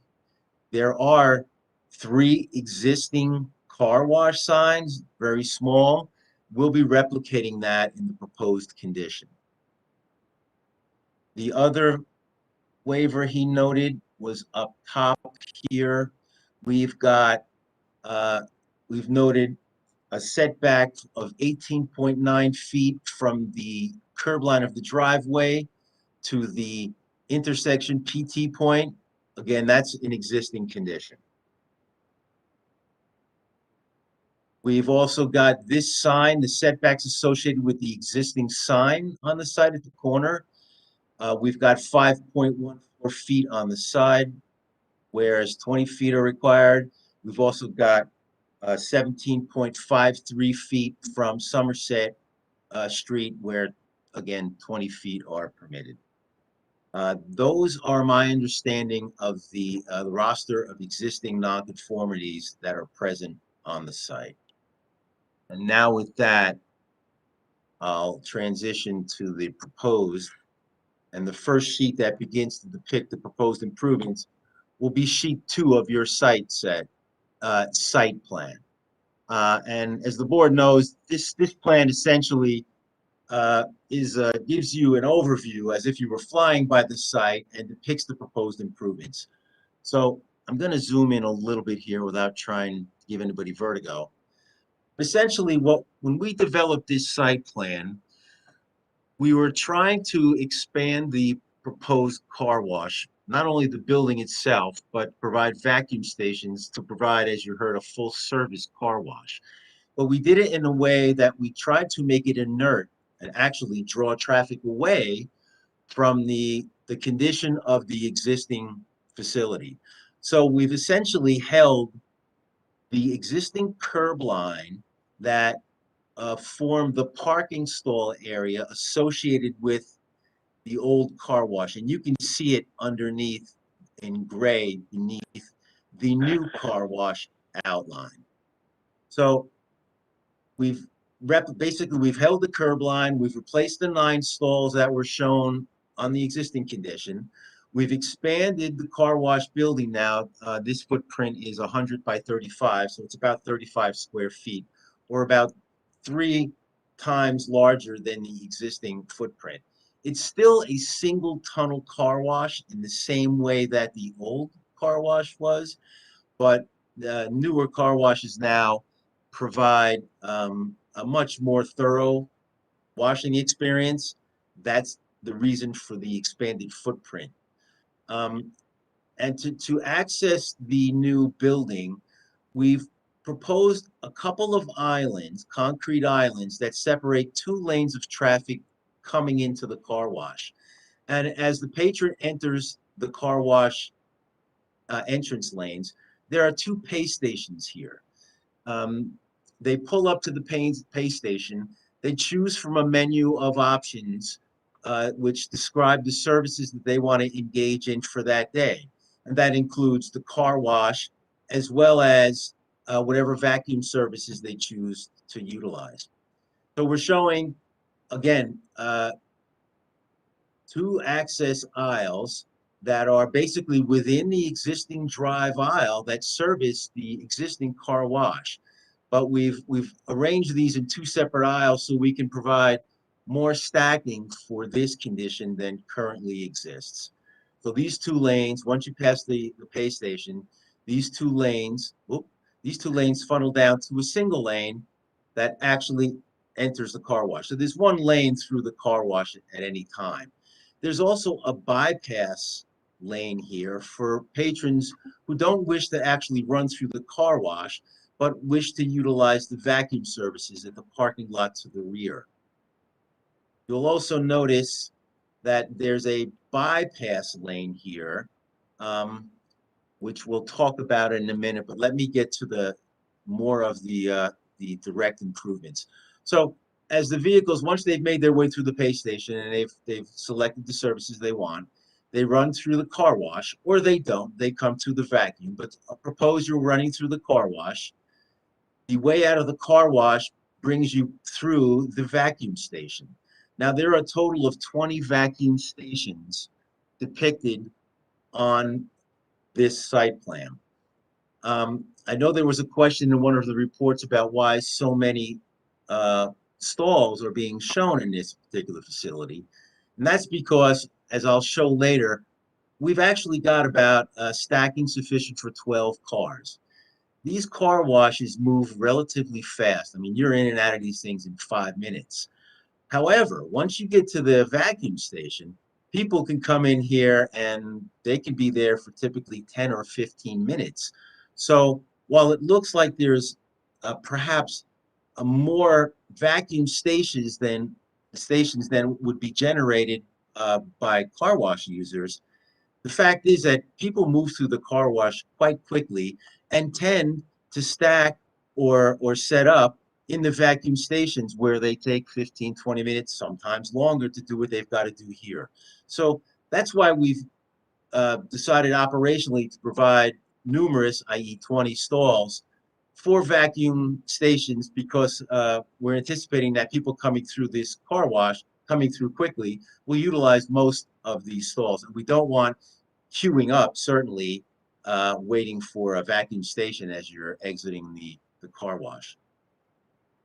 You'll also notice that all of the traffic now that comes through the car wash, unlike in the existing conditions where all of the traffic generated on site, all three uses, the pump station, the convenience store, as well as the car wash, all of that traffic is directed out to the three existing driveways that service the site.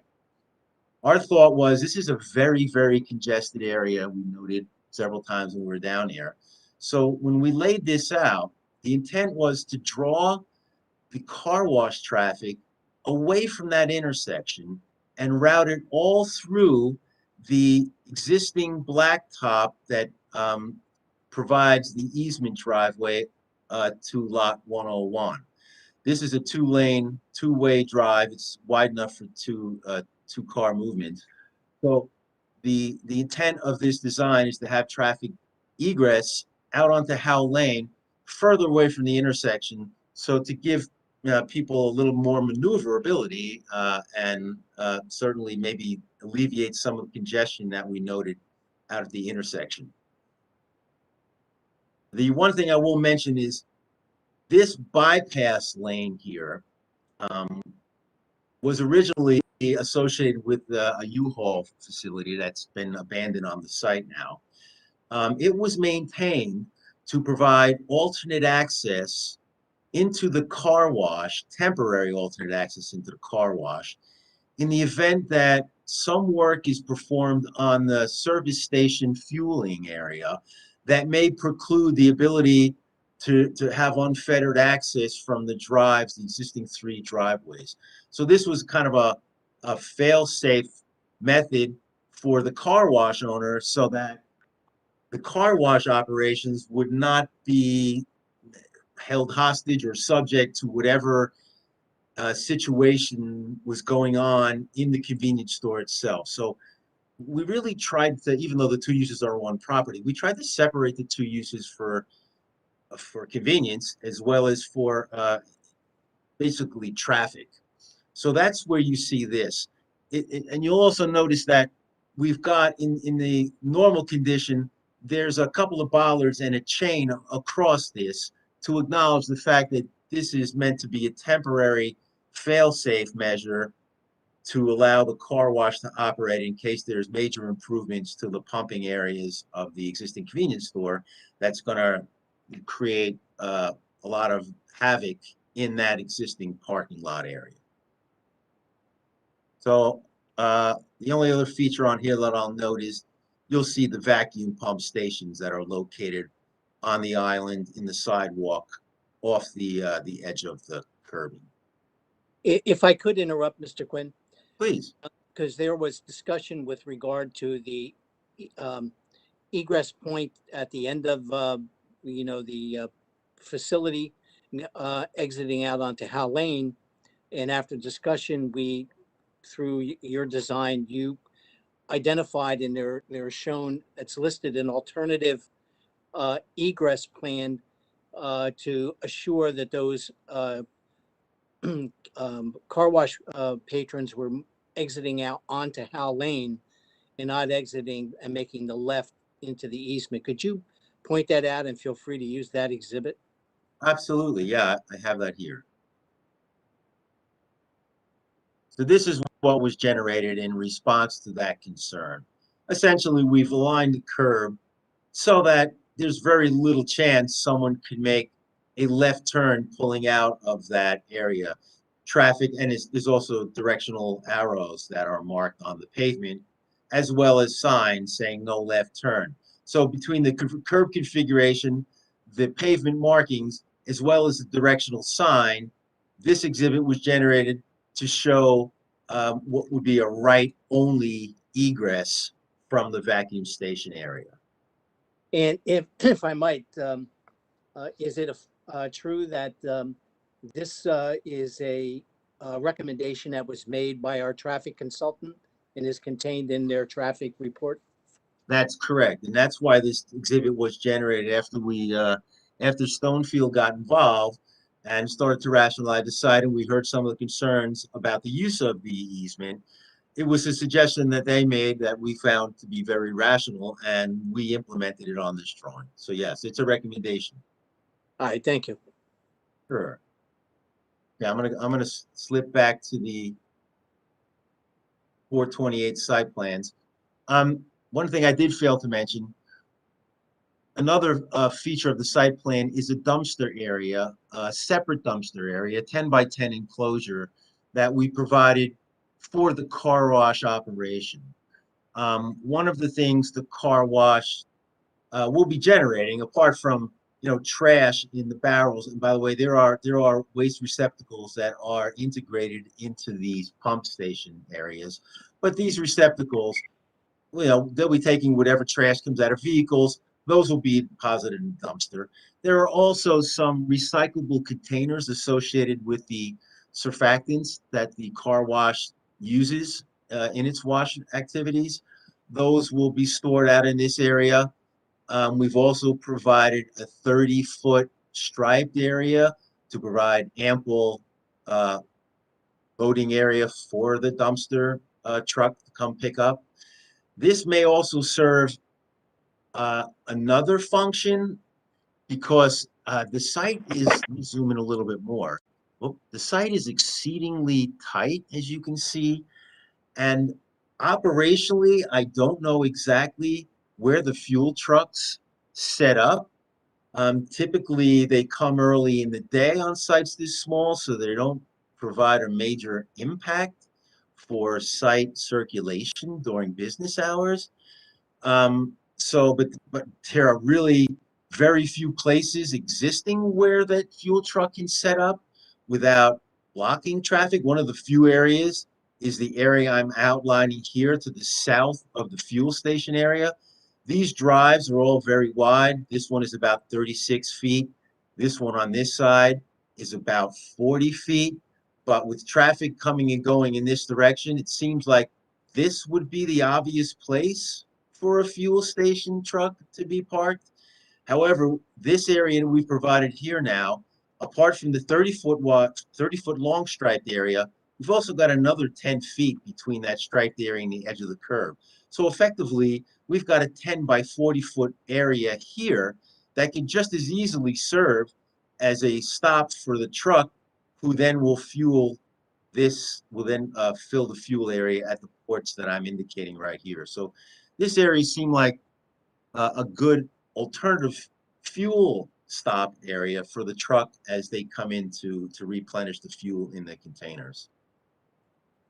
So I'm going to now transition to sheet 3, just the grading and drainage plan. See if I can zoom in a little. Again, you'll see that essentially all of the pavement, the existing pavement here, we're not reconstructing much of anything. The only thing we'll be reconstructing in its existing area will be the handicap stall to make sure it's handicap compliant, because handicap stalls have a very strict requirement about slopes and cross slopes, which are rarely ever effectuated on old sites like this. So we wanted to make sure that this site has a compliant handicap stall. We're also showing to reconstruct the existing access aisle into the car wash. So the pavement, this area of pavement will be reconstructed essentially. But the bulk of the work proposed will be from the building southward. So one of the things about this proposed condition As you heard me indicate, in the existing condition, we have an impervious cover of about 42%, or about 34,000. In the proposed condition, we propose an impervious cover of about 71 or 72%, or about 54,000 square feet. That's an increase of 18,000 square foot. That in and of itself classifies this as a major development, which entails any impervious cover in excess of a quarter acre or just under 11,000 square feet. So an acknowledgement of the major development status of this, we have provided a major development stormwater system that essentially consists of a large underground system. I'm highlighting here. You can see it grayed out. It's underground. This system will pick up all of the runoff from the proposed building, the bulk of the runoff from the drive aisle, and this is the high point. The existing condition is such that this portion of the drive aisle directs towards the front of the parking lot, where all runoff is collected and directed into the basin. We have taken the building, which was also directed into the existing building. We've taken all the new building, a good portion of the drive aisle, and all of the rear vacuum station parking lot. And we've directed it into inlets located at the southern end of the parking area, which is the low end, because the topography generally slopes from the north to the south in this region. All of that runoff is collected, directed into a water quality unit, because again, as part of the major development criteria, we have to be concerned with water quantity control, water quality control, as well as recharge, the three-legged stool, we like to say, for major development stormwater design.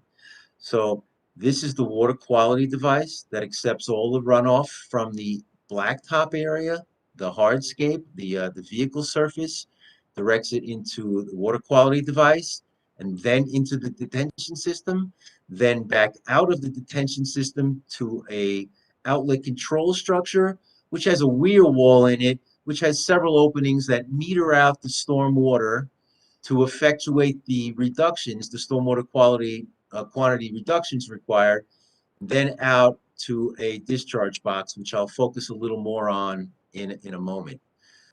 The balance of the impervious surface associated with the bypass is actually porous pavement with a stone reservoir underneath.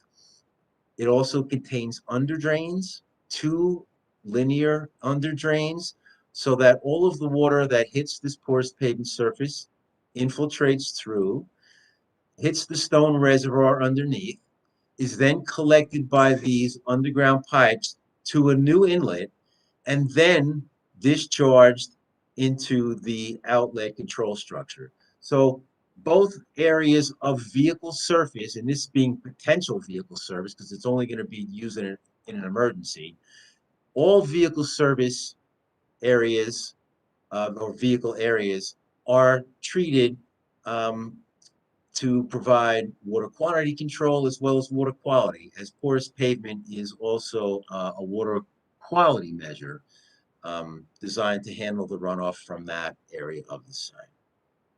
The discharge point bears a little bit of discussion. In the existing condition, all of the runoff essentially comes down to this point. There's no storm sewer inlets anywhere adjacent to our site. So what we did was we mimicked the existing conditions. We've done this on a number of other sites. So all of the runoff comes into this deep inlet. These pipes come into the bottom of this inlet, which is about 2.5 or 3 feet deep. It's essentially a concrete box. The concrete box in its design is filled with stone. It's also going to have holes at the bottom of this so that collected runoff that doesn't discharge over the edge of the control structure box will infiltrate into the ground to the degree that infiltration is possible. We've got Royce silty loam soils here, which are designated as hydrological soil group C, which is not the lowest permeability, but it's expected that there will be relatively low permeabilities here. So we provided the option for infiltration through this box just because it'll be a collected sump of water that will have no gravity feed except for when it bubbles up over the box. The balance of the site, this detention area also has a gravel area under it that permits infiltration because we are a sea soil. So there are certain infiltration assumptions associated with that hydrological soil group C, and we've maintained that recharge underneath this system. I should point out that the system does not rely on infiltration to evacuate collected runoff. It's all handled by gravity. The recharge area is not utilized for continued volume storage, and was not calculated for water quantity control. It's only there to emulate whatever existing infiltration occurs on the site in its current condition. Okay, I'm going to zoom out now and flip to sheet, which is our landscape plan. You'll see we've got quite a bit of landscaping on here.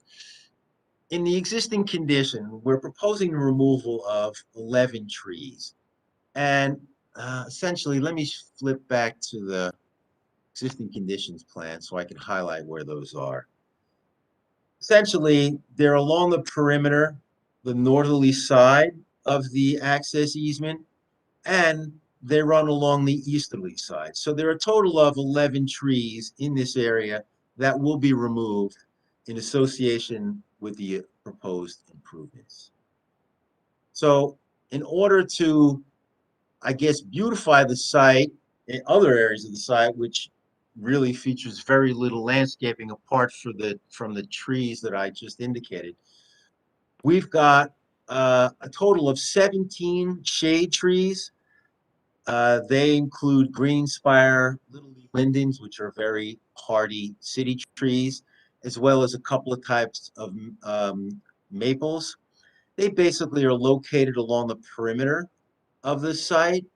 There's a couple located in the islands, where the islands were appreciably large enough to include shade trees. We've also got added three shade trees out front, along the front of the site. We've also provide curb plantings, which are really boxwoods, which are evergreens, and some sky pencil hollies, which are also evergreens, but kind of slender. So we go with the roundy boxwoods and some tall, slender sky pencil hollies to provide some textural interest. But you'll see they basically line all areas of the curb line that are not driveways. So we've got plantings along this curb line. We've got plantings along the curb line adjacent to the intersection. We've got plantings that follow the curb line along the existing building. We've got evergreens, green giant arborvitaes that run along the entire easterly property line, shadowing the existing building, the proposed car wash, as well as the temporary bypass. We've then got some foundation plantings, which consist of burning bush and some grasses along the foundation of the building.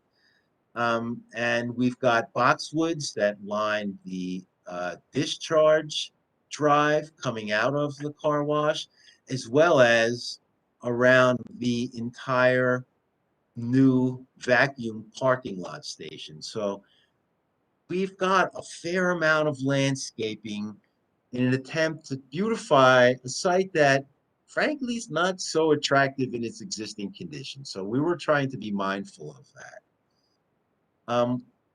The other thing that this plan also depicts is the lighting. And the areas of the lighting that we focused on, we did not analyze the lighting for the existing car service fuel pump area or the mini mart. Our lighting analysis really includes the parking area in front of the car wash, the drive aisles, as well as the entire rear parking lot area.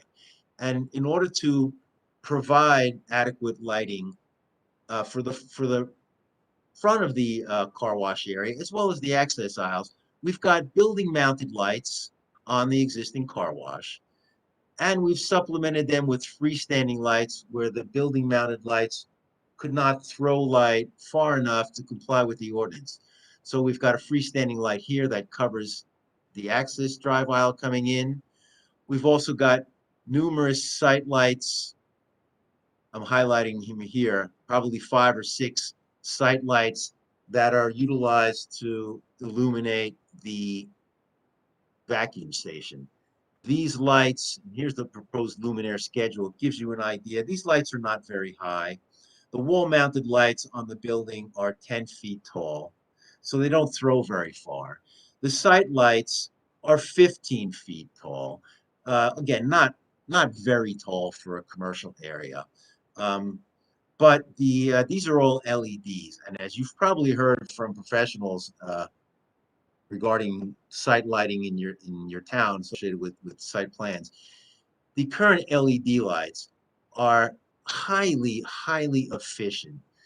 Not only are they able to directionally throw light in ways that old light fixtures couldn't do, but the lighting is extremely uniform nowadays.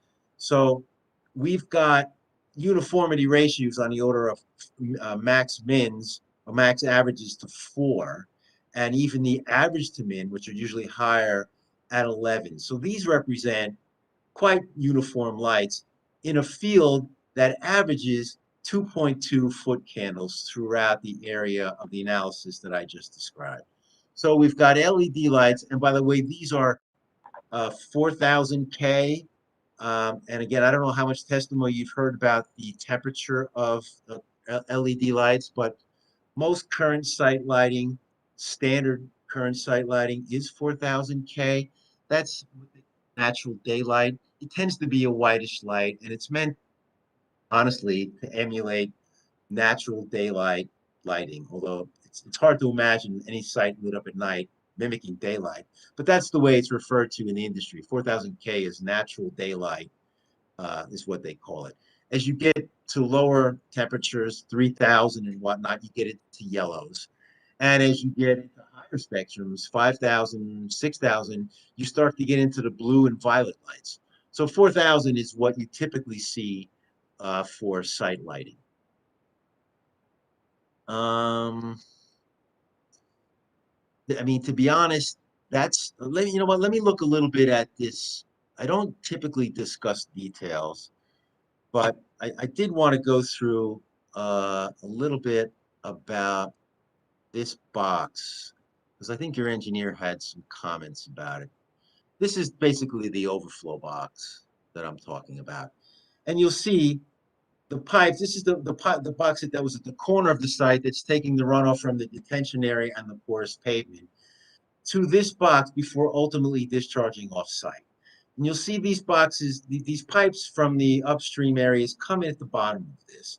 And this is designed so that this fills up and then overflows at the edge of this. And the reason we use a box is because a box is very easy when you pour a concrete edge, where you provide an edge to a concrete box.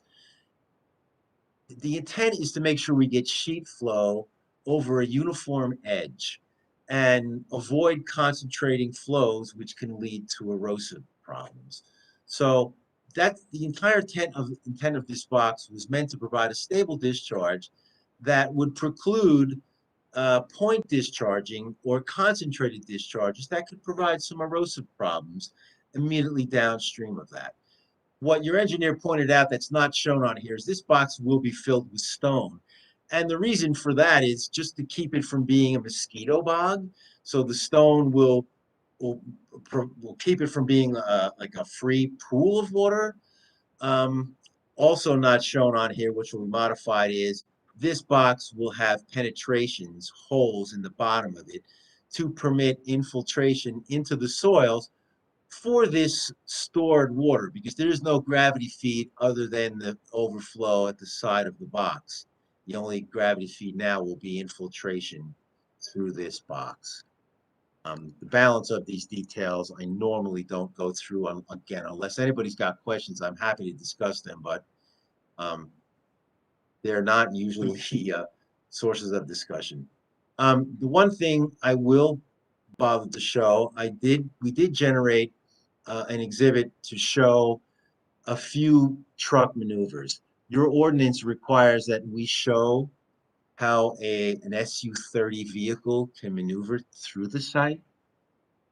An SU-30 vehicle for these gas stations, because a typical tanker truck is between 30 and 40 feet. Actually, the 30 feet now is maybe on a small end of it. But this shows how the truck can easily, an SU-30 truck can maneuver in and out of the site quite easily without impacting any of the parking spaces and egress out the site. The other thing we did do was we provided a graphic to show how many vehicles could possibly be stacked up, so that we had a sense for how many vehicles could be waiting for the car wash and not spilling over into the existing Tiger Mart or pump station uses. We've got, as you can see, quite a few. 1, 2, 3, 4, 5, 6, 7, 8, 9, 10, 11, 12. We show a total of 12 cars parked through here.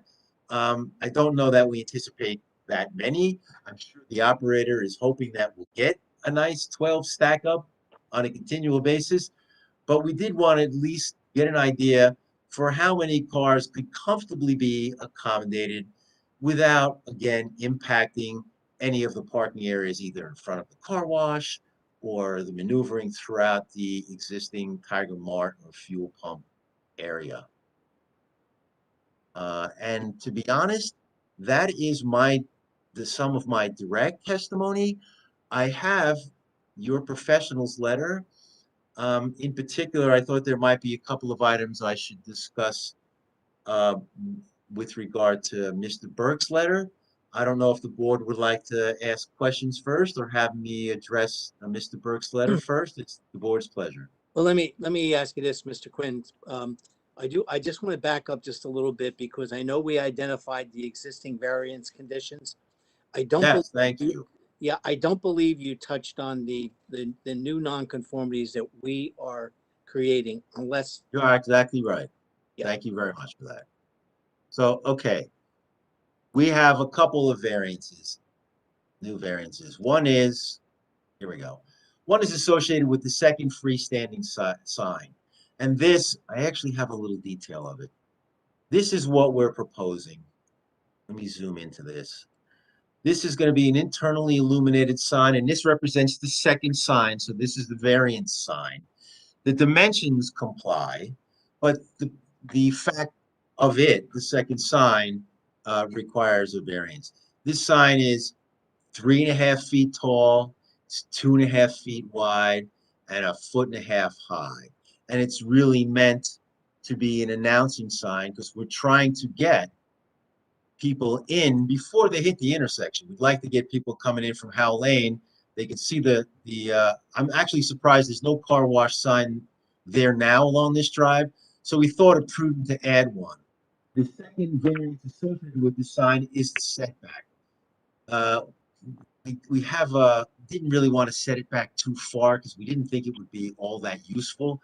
So we're setting it back at 5 feet, where again, I believe your ordinance requires 20-foot setback for any and all signs from a public right of way. So there's two variances or two nonconformities associated with that sign. There is another nonconformity that we note, and we took a technical approach to this. Your ordinance requires 10% interior landscaping for parking lots. We, strictly speaking, took these 3 islands and this small island here. We didn't include any perimeter landscaping. We came up with 8.2%. Strictly speaking, that is internal to the perimeter of the parking lot. So since we don't meet 10, we're at 8.2. We noted that to be waiver condition. I believe. How about the facade signs? So we are proposing 3 facade signs on the car wash. One on the northerly side, one, and we call this facade A. In the chart, we've identified it as facade A, B, and C. Facade A faces Somerset. There's a sign proposed here, 50 square feet. On facade B, the side facing Howell Lane, we're proposing another sign which is 35 square feet. And on facade B, the rear of the site, we have another sign at feet. Now, all the size of those signs all comply, but again, I don't believe we're permitted to have 3 facade signs. I believe 2 is the maximum, and we're showing 3.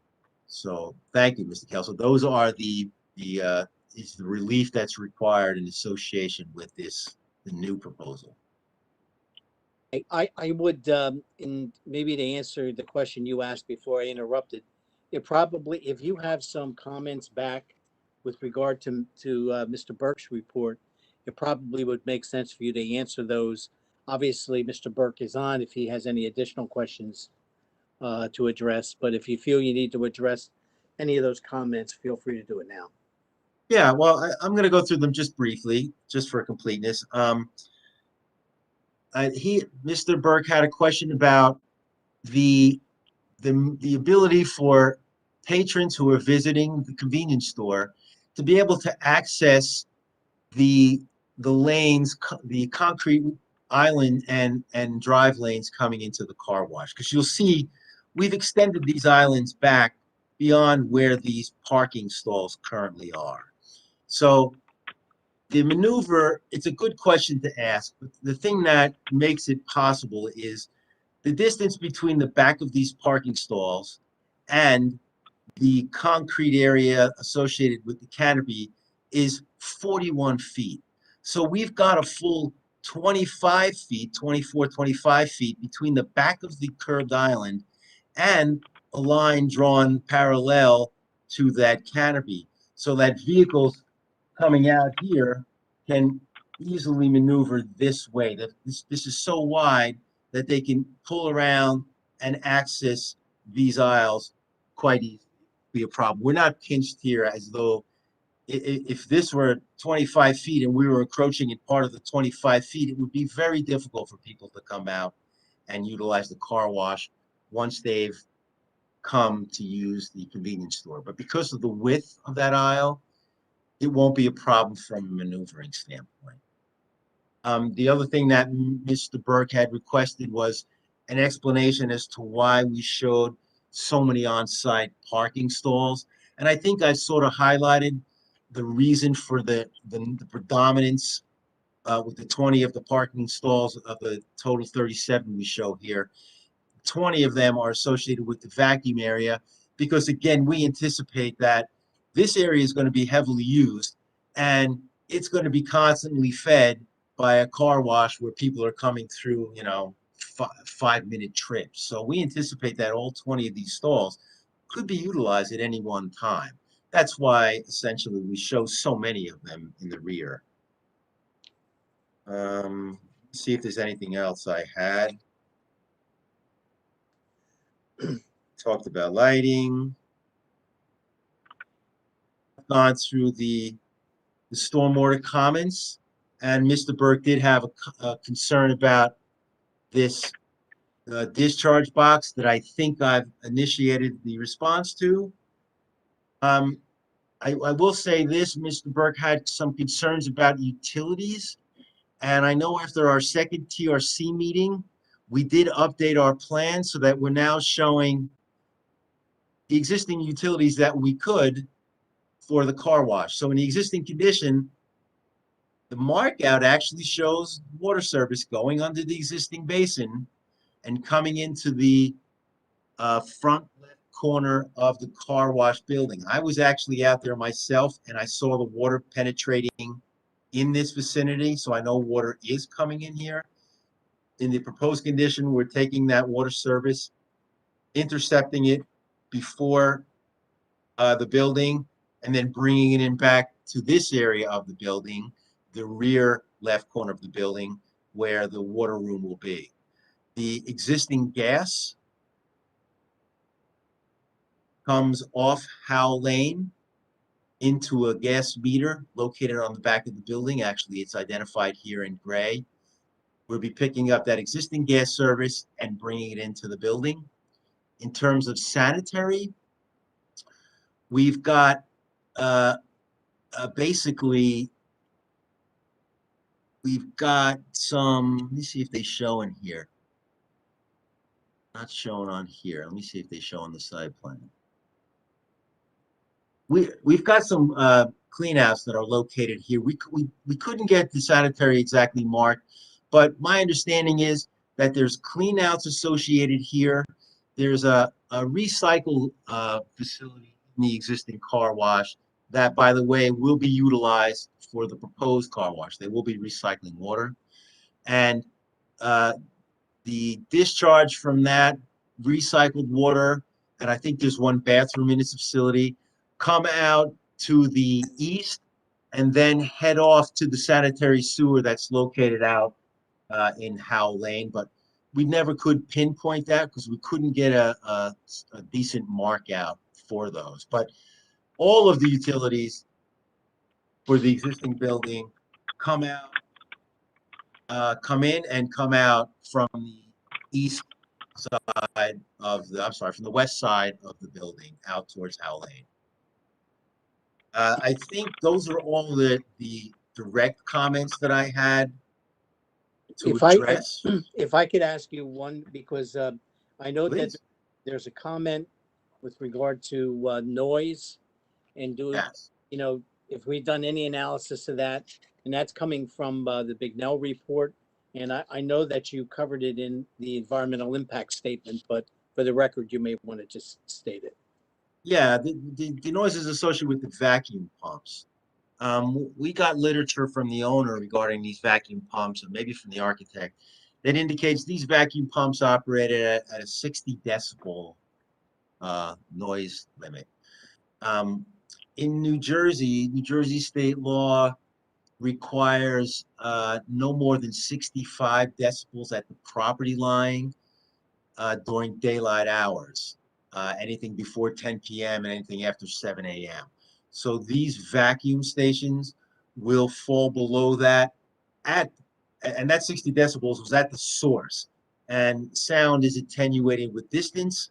I didn't bother to do the calculation about what attenuation it would be, but I note that the discharge of sound at the source will be less than the state noise ordinance limits during the daytime hours. And the hours of the service station are supposed to be between 8 a.m. to, I'm sorry, the car wash, 8 a.m. to 8 p.m. So they will be occurring during daytime hours only. There'll be no nighttime hour noise generated by the vacuum or the car wash for that matter. All right, that's all the questions I have for you, Mr. Quinn. Thank you for the redirect. Thank you, Mr. Quinn, for your presentation. Let's first open up questions to our city professionals. If there's any questions for Mr. Quinn. Mr. Chair, this is Dan Burke, your board engineer. I have a couple comments and questions. Yeah, go right ahead. Mr. Quinn, what that bypass lane, as you described it, was first proposed as I'll call it a storage or laydown area for U-Haul vehicles, and that idea was abandoned some time back. And as a result of that, I question the need for that lane to be 20 feet wide. Perhaps it could be reduced down to 12 feet, and the remainder could be made green space. And I'll leave that up to you for your thoughts. Thank you for clarifying the discharge box, and as long as we make those notations indicating a drainage port at the bottom of it and filled with stone, that satisfies my concern about being a mosquito trap. As to some of the other things that I understand would fall outside of what the applicant's concerns are, but they fall in concern with the municipality as far as the site. I made some comments about the existing stormwater basin, and is that to be brought up to par maintenance wise? I made a comment about the various aprons. They're in pretty rough shape. The curbs and aprons, I understand, again, it's outside of your applications, your applicant's concerns, but it is something that would be appropriate to address. And I have a question about the monitoring wells. There's a series of monitoring wells that can be seen around the fueling pad. Are there any that encroach into your area of construction? And if so, how will they be handled? Okay, let me start with the last one. No, we're not going to be impacting any of the monitor wells. You'll see Mr. Burke is referring to, there's two located at the southerly end of the fueling area. They're on all four sides of the fueling area. There's also, I don't believe there's any in this vicinity, but there is one located at basically the southerly end of the proposed improvements. And the only thing that will be happening there is some grading, so they'll have to adjust the cap. But that well, I believe there will be no impact to that well. I believe that well will be staying there. I'm not sure how long these monitor wells are meant to stay at the station. I didn't do any of the environmental on it. But the short answer to your question is that we will not be affecting any of the monitoring wells, and we won't be making improvements over them, but we will be grading over this one here about maybe less than a foot of soil over it. So there will be some adjustment to the top cap of this, as well as the concrete column will probably be somewhat modified. In terms of the outlet structure, we do note on here that the existing outlet structure, which is in poor condition, is to be reconstructed. I would note that we are actually taking some of the runoff, i.e. the building, and some of this drive aisle area that all went to the front of the parking lot. We're actually taking some of that runoff away from that detention basin and directing it into our new facility. So the detention basin operation will not be impacted by this at all, but the outlet structure does show to be reconstructed. I'm silent on the concrete aprons. I don't imagine the applicant will have any problem with that, but he may be negotiating with the existing landlord on the property. But I don't have any professional qualms about that. I don't know if the applicant has any issues with that, but he didn't direct me to indicate he did. So I believe we'll be able to comply with that. I would just reinforce that, on behalf of the applicant, what needs to be done, Dan, in your discretion will be done in order to satisfy your concerns. Whether my client can get reimbursed from that from the gas station owner, that's really going to be his issue. And I think the last question you had, Dan, was about the width of this. I don't believe we need the entire 20 feet. I don't think there's a problem with cutting it off. I don't know that maybe 12 or 14 feet might be sufficient, but I believe we can shorten that or make that less wider and provide a little bit more green area along the side here. I don't think anybody has any objection to that at all. We'll also give you an opportunity to soften that slope there to the property. Yes, yes, So that's right. It serves a couple purposes. That's well noted.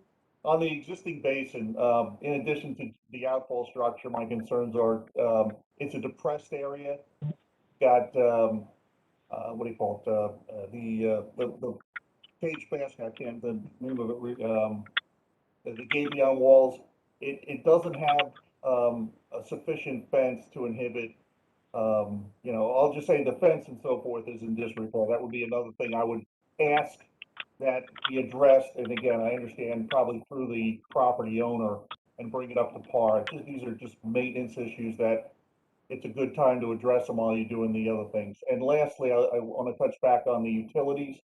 I did a little bit of research, walked around and compared, what I could find on your site, as well as those cleanouts you mentioned, manholes, water markouts and such, and tried to make sense of how the Tiger Mart is being served. And I'm challenged to understand that it probably, at least the sanitary and possibly the water, go through the area that you're going to be impacting. So I would suggest that before we get into construction, a little more research on the alignment of the water and sanitary service lines going to the Tiger Mart and perhaps through your area of activity needs to be clarified, so we don't have a problem.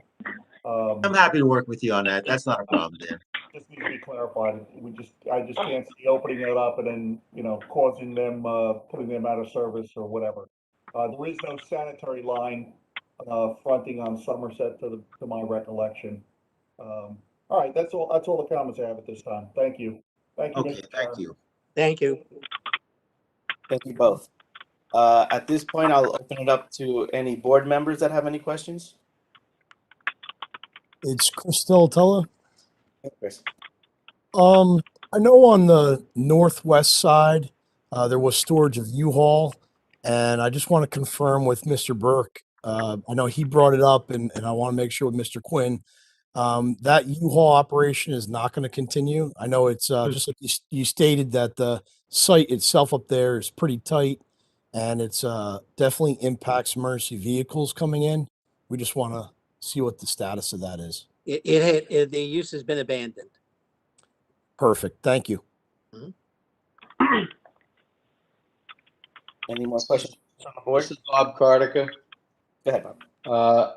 I'm questioning the wisdom of some of the vegetation that you're proposing to be used as part of the landscaping. I heard you mention burning bush, then I took a closer look at your list, your planting list, and I saw Norway maple. These are both highly prolific and invasive tree and shrub species. Burning bush, really beautiful this time of year in particular, but just while I don't think there's any prohibition on the use of these species, I would like to encourage the modification of your planting plan to use native species instead of non-native species, and particularly leave out invasive, harmful species like Norway maple and burning bush that are like ubiquitous in the landscape now. So if that is possible, I'd like that to be approval to be conditioned on changing some of your plantings. I think there's no problem with that at all. We'll certainly work with you and your professionals. It's just, as you point out, everybody loves these burning bush, especially because of this time of the year. But we have no problem substituting. No problem at all. We want a nice, cogent landscaping plan, so we're happy to swap out if we need to. Very good. And the native stuff will probably do better in the long term anyhow. Thank you. Thank you. Any more comments or questions from the board? Yeah, Mr. Chairman, this is Todd Bletcher. Go ahead. Thank you. I just want to follow up with one comment or question that was in the plan report. We had just asked for some testimony to address the sound impacts of the vacuums in the vacuum area. It's under 10D, and I heard there was some testimony that I guess one of the machines, if I understood it correctly, one of the vacuum machines would not exceed the decibel limit. Is that correct? Yes, what I testified to was that the vacuum machine manufacturer indicated to us that they operated 60 decibels. Okay, so that's one vacuum would operate at 60 decibels. So right. Would it, if someone, if multiple users turned on, 10 vacuums at a time, would that exceed the sound? To be honest, I'm not a noise expert. I couldn't Okay. say, but what we all talked about as a team when we got together, I've been out to the site. We kind of felt that the background noise associated with traffic on this busy corner would drown out whatever noise the vacuums were making. While I didn't quantify what would happen if all vacuums go at the same time, I can say with some assurance that the background traffic noise will probably supersede whatever's coming from these vacuums. Todd, Okay, I so would that makes- also, we would have to comply with the noise ordinance under any circumstance. State ordinance, right? No, I certainly understand that. I was wondering if you had sort of calculated for, multiple people turning all those vacuum, machines on, at the same time, and then you've got a cacophony of, humming and buzzing going on out there. I did not calculate that. Okay. All right. So, and the other thing was, you mentioned it in the report, is that what are we going to do to just sort of monitor or limit customers out there that might, as people do at a car vacuum place, sort of, open all of their doors, all of their windows, and turn on some loud music, and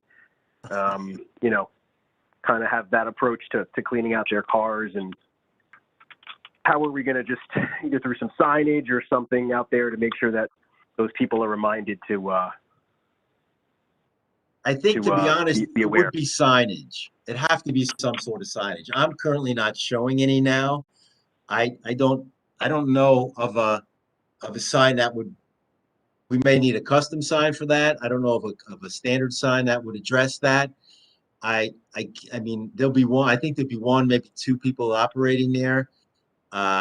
They'll probably be too busy, frankly, to go out and lecture somebody who's got wants to make just something to the effect of no car music, or no turn your radio off, turn your music off, that sort of thing.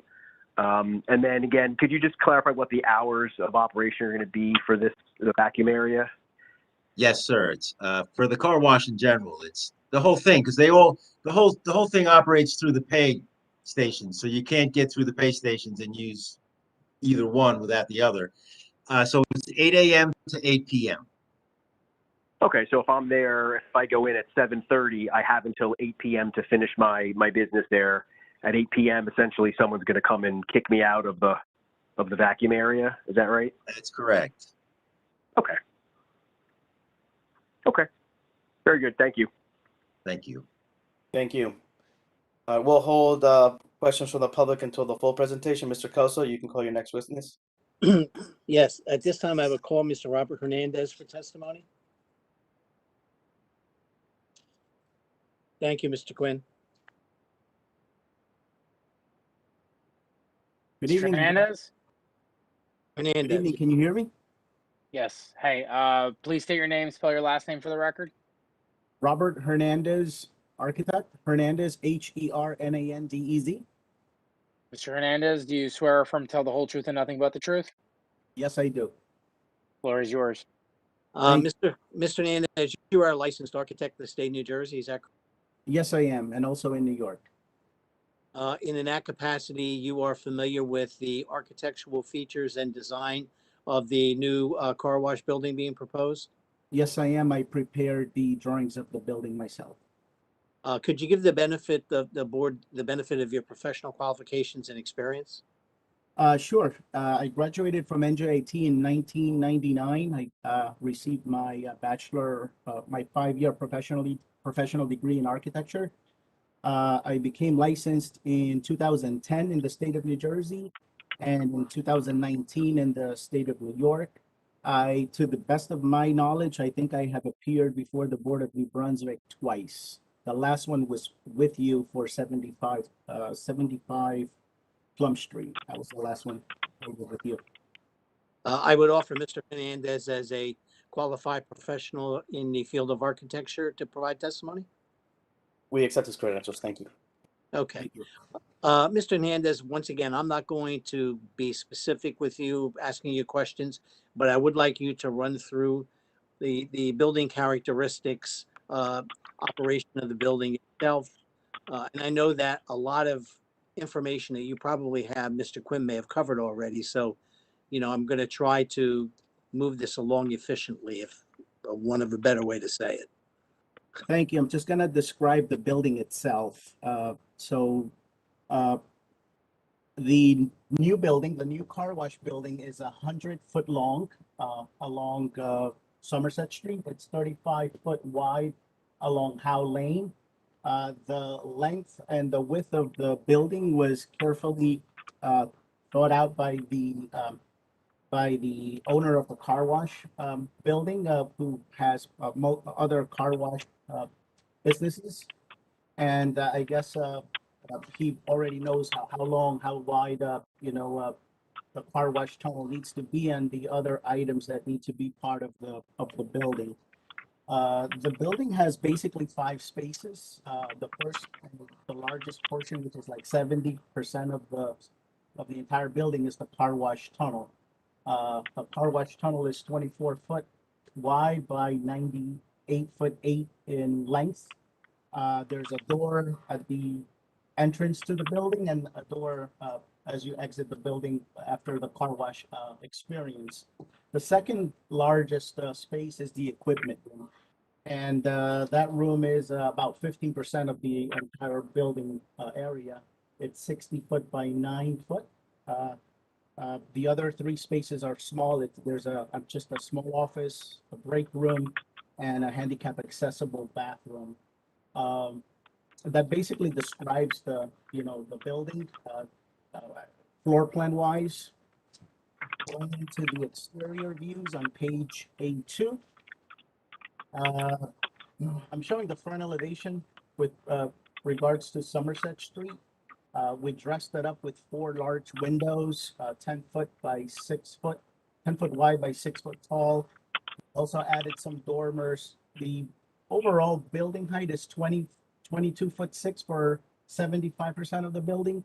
And at the exit of the car wash experience, which basically faces the corner of Somerset Street and Howe Lane, we have like a large dormer where we intend to have the car wash sign, a nice sized car wash sign. And at that point, basically the highest portion of that roof or the building itself is 30 foot 8 inches. The materials that are used throughout the building are basically a 4 foot tall cultured stone base, stucco above that, some dormers with decorative corbels. I think that's it for the front. We added some exterior lighting along the entrance door into the car wash building and the exit. Some of the roofs are fiberglass shingles. Other are going to be standing seam metal roof. We're also having some awnings along the other side where we don't have any windows, and exterior doors along the side where the 3 smaller rooms are. I don't think I have any other thing to say other than we have a reclaim system, which with the existing car wash building, which we intend to use with the new building. I think that's all. If just so I understand, the reclaim, you're referring to the recycling of the water that's used for the car wash, correct? That's correct. Yes. And that's an existing system that's already there. You're just going to utilize it? Yes, sir. Okay. I have no further questions for Mr. Hernandez. Thank you. At this point, I'll open it up to city professionals if they have any questions for Mr. Hernandez. No comments for me. I'm from myself either. Okay, great. Thank you. And then at this point, I'll open it up to questions from the board.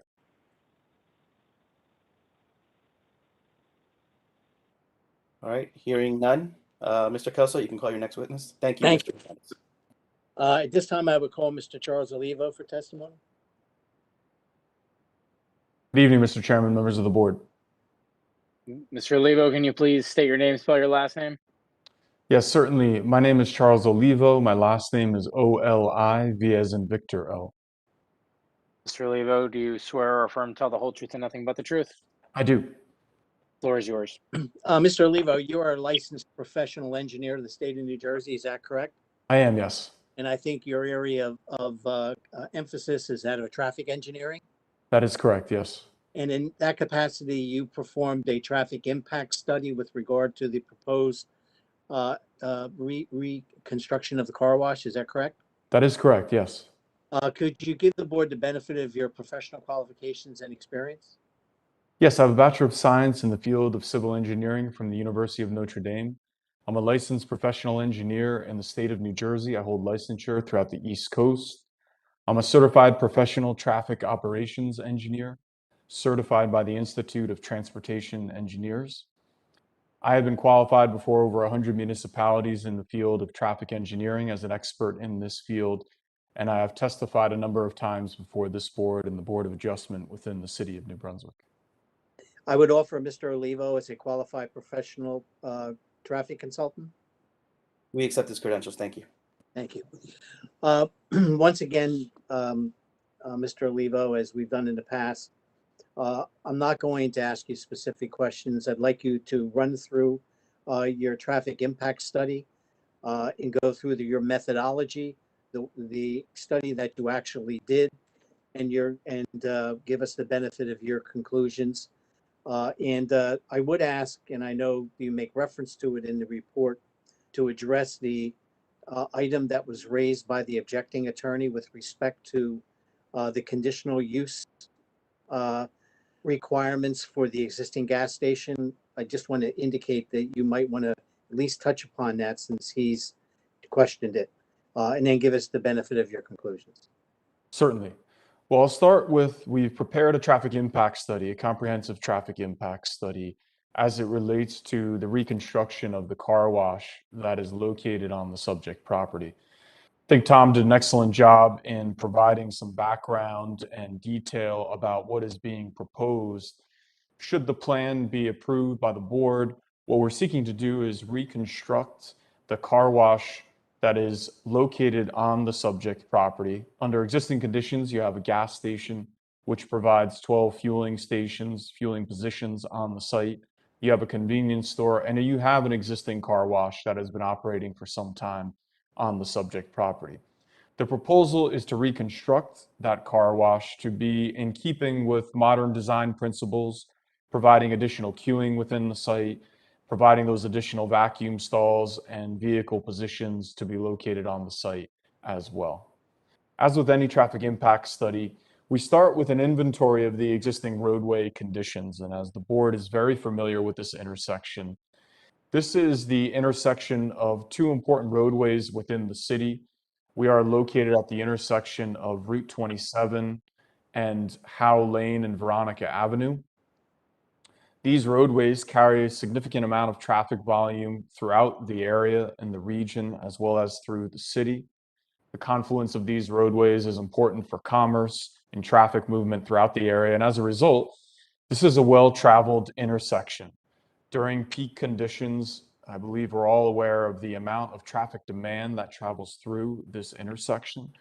It's a very well-developed intersection. All four corners are developed with various types of retail use. Two of the corners, not including ours, are developed with gas stations and convenience stores. Then you also have a number of retail uses that are located throughout this area. And as you travel to the north, south, the east, and west, the development trends continue with industrial uses, as well as some residential uses that are located throughout this area. In terms of what is being proposed as part of the subject development plan, we would be enhancing the features of this site as it relates to the car wash. The existing access conditions would essentially remain the same. And because of the amount of travel that occurs throughout this roadway system, generally speaking, these driveways that service the site today act as right-in, right-out driveways during the peak conditions. The large majority of movements being made to and from the site via the access points on Route 27 and Howe Lane as well are being made via right turn movements in and out of the site primarily because of the amount of traffic volume that's moving through the intersection. What we're proposing is to maintain the driveways as they are constructed today. But what we're also proposing to do is create an interconnection to the cross access point that's located on our site. One of the recommendations that we made to Mr. Quinn's office as part of the project team in reviewing the traffic conditions internal to the site is the recommendation that we channelize the exiting movement onto that aisle to be a right turn movement only, which then allows motorists to travel to Howe Lane utilizing that existing curb cut that is generally located to the southwest portion of this property. Now, in doing so, what that allows us to do, as Mr. Quinn pointed out, is we're essentially stretching the use of this site, and that gives us the ability to better accommodate the queuing throughout the property, the stacking in the property in an improved condition. We're improving the condition that exists today as a result of relocating that car wash essentially to the south and the east on the property. So from a traffic operations perspective on the site, we're improving those conditions and we're discharging the vehicles that would be utilizing the car wash portion of the site farther from the intersection in keeping with access management principles, recommended access management principles, meaning that the vehicles that would effectively be leaving the car wash portion of the site would be doing so farther from the intersection. Typically, as traffic engineers, what we seek to do when we're looking at either new sites or looking at reconstructing uses on sites similar to the application before the board, is we're trying to encourage traffic movements as far away from the signalized intersections as we can. And that is what we were able to achieve through the design, the civil engineering design by Mr. Quinn's office, then coupled with our traffic analysis for the site. So we've taken that existing condition baseline, and then what we do is we grow traffic volumes to a future condition where we contemplate if this car wash were to be reconstructed in the way that is conceived as part of the project. So we look at a future condition without the car wash reconstructed. We call that a no-build condition. And then we look at a condition where the car wash is reconstructed, and that is referred to as a build condition. Both of those future conditions are contained within our traffic impact study. Again, we've included the existing condition counts. We've grown them to a reasonable horizon year to create a no-build condition. We add the traffic associated with the reconstructed car wash to create a build condition. Now, to be conservative, we have not taken a credit for the existing car wash function and operation on the site today. Essentially, what we've said is the reconstructed car wash traffic would be new to the site, and we're adding that to the site traffic, the driveways, as well as the intersection that we're located on to create, again, this conservative condition. When we look at the amount of traffic associated with a car wash on this site as compared to what's traveling through the intersection, and generally on a daily basis, and I know it's hard to talk about typical travel patterns over the last year and a half as we've all been living through the pandemic, but we've taken a look at traffic conditions before the pandemic and we've grown those numbers. We haven't taken any credit for what has occurred over the last year and a half. We're looking at conditions prior to the pandemic and growing traffic on top of that. When we all know in reality, those traffic levels from 2019 or early 2020 are maybe just starting to return now. And for how long, we don't know exactly. But traffic conditions have certainly changed over the last year and a half. But with that being said, we've created a baseline that is in accordance with DOT, state guidelines, as well as municipal guidelines as we've conducted traffic analyses over the last year and a half. And what we found is that the traffic associated with this reconstructed car wash would amount to somewhere between 2 and 4% of the total traffic volume at this intersection. very minimal traffic associated with the car wash at this intersection. I would also say, as a traffic engineer practicing for about 20 years, what we find is that this type of land use is generally located along our busier arterial roadways because of the traffic that's already existing on the road, not because of traffic that we would expect to be created by reconstructing an existing car wash on the site. So I think a strong argument can be made for the fact that the traffic that would come into this car wash and leave this car wash is effectively already on our roadway system today. But be that as it may, as I've said, we've conducted a very conservative analysis looking at this as new traffic. And that new traffic would be somewhere on the order of less than 5% of the total intersection volume. We have conducted a level of service analysis, and that analysis has been shared with the board and the board's professionals. And yes, as I mentioned, this intersection of Howe Lane and Route 27, Veronica, is very well utilized under existing conditions. It is operating effectively at capacity or even at above capacity conditions. And as a result of that, you see extensive queuing past site driveways located at the corners at virtually all of the approaches during the peak hours, meaning that the capacity of the roadway is being utilized by the traffic volume that's traveling through it during these peak conditions. And as a result of that, you will see levels of service operating either at or above capacity, levels of service E, levels of service F, during your existing and your no-build conditions. So effectively today, and in a future condition without the car wash reconstructed, you would be operating at capacity at this intersection. When we look at the impacts associated with a reconstructed car wash on the site, they are minimal and certainly would not categorically change the way that the intersection operates under the future condition with the car wash reconstructed.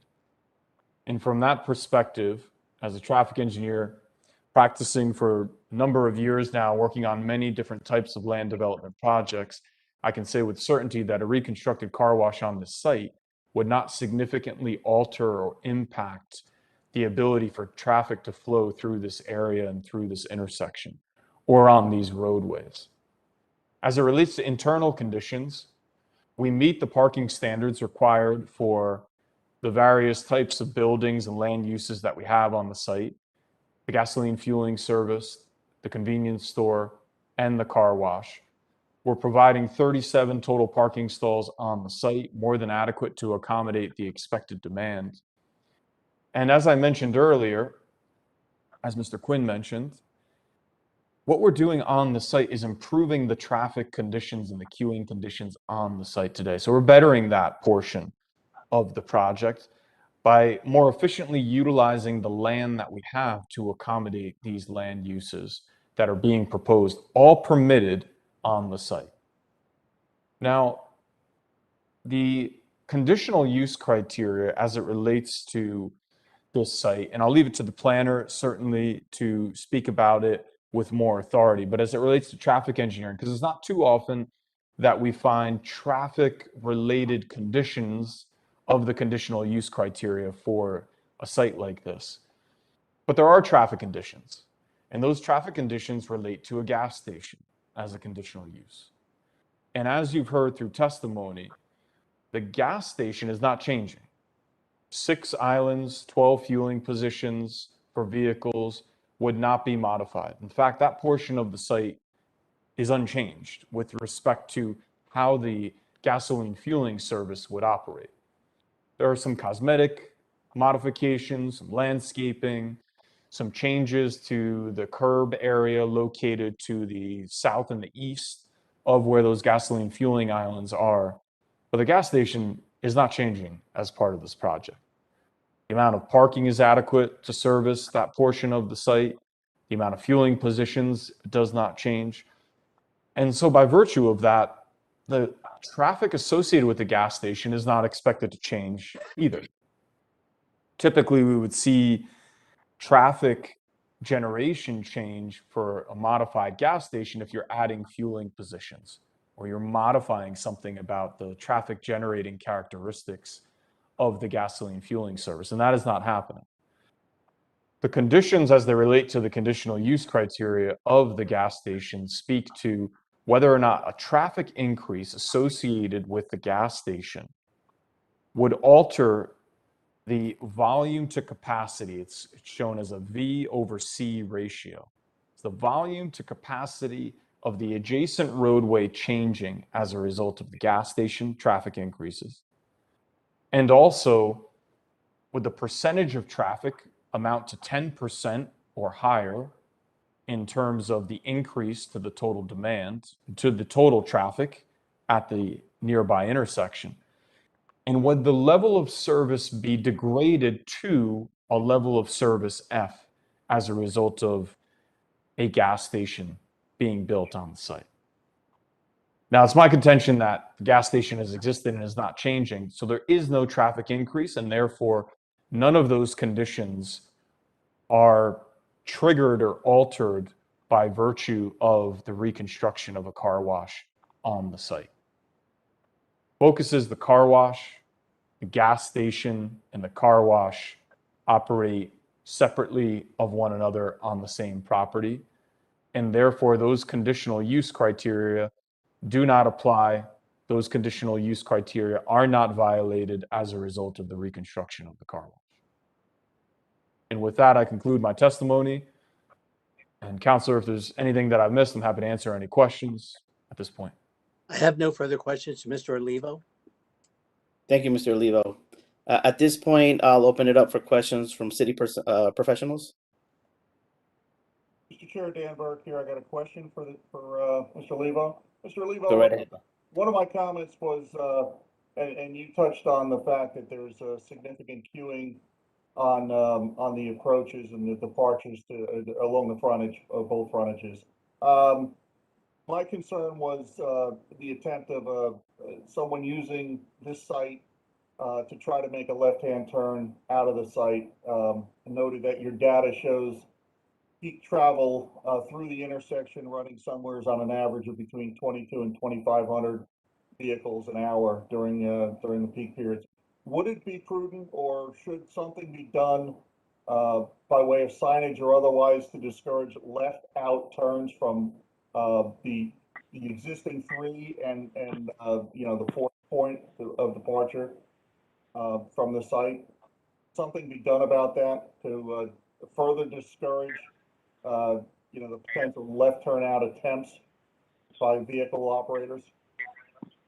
Yeah, and I took a look at that comment and thought it was an interesting comment. As we looked at the operations under existing conditions, I don't know that you could discourage it more than it is today just by virtue of the traffic volume along these approaches. And what I mean by that is, from time to time, I come across sites like this in my travels as a traffic engineer, where there is no prohibitory signage or restrictive signage needed to restrict the left turn movements at these driveways by virtue of the fact that it is self-policing in the amount of queuing and stacking that occurs at these intersections.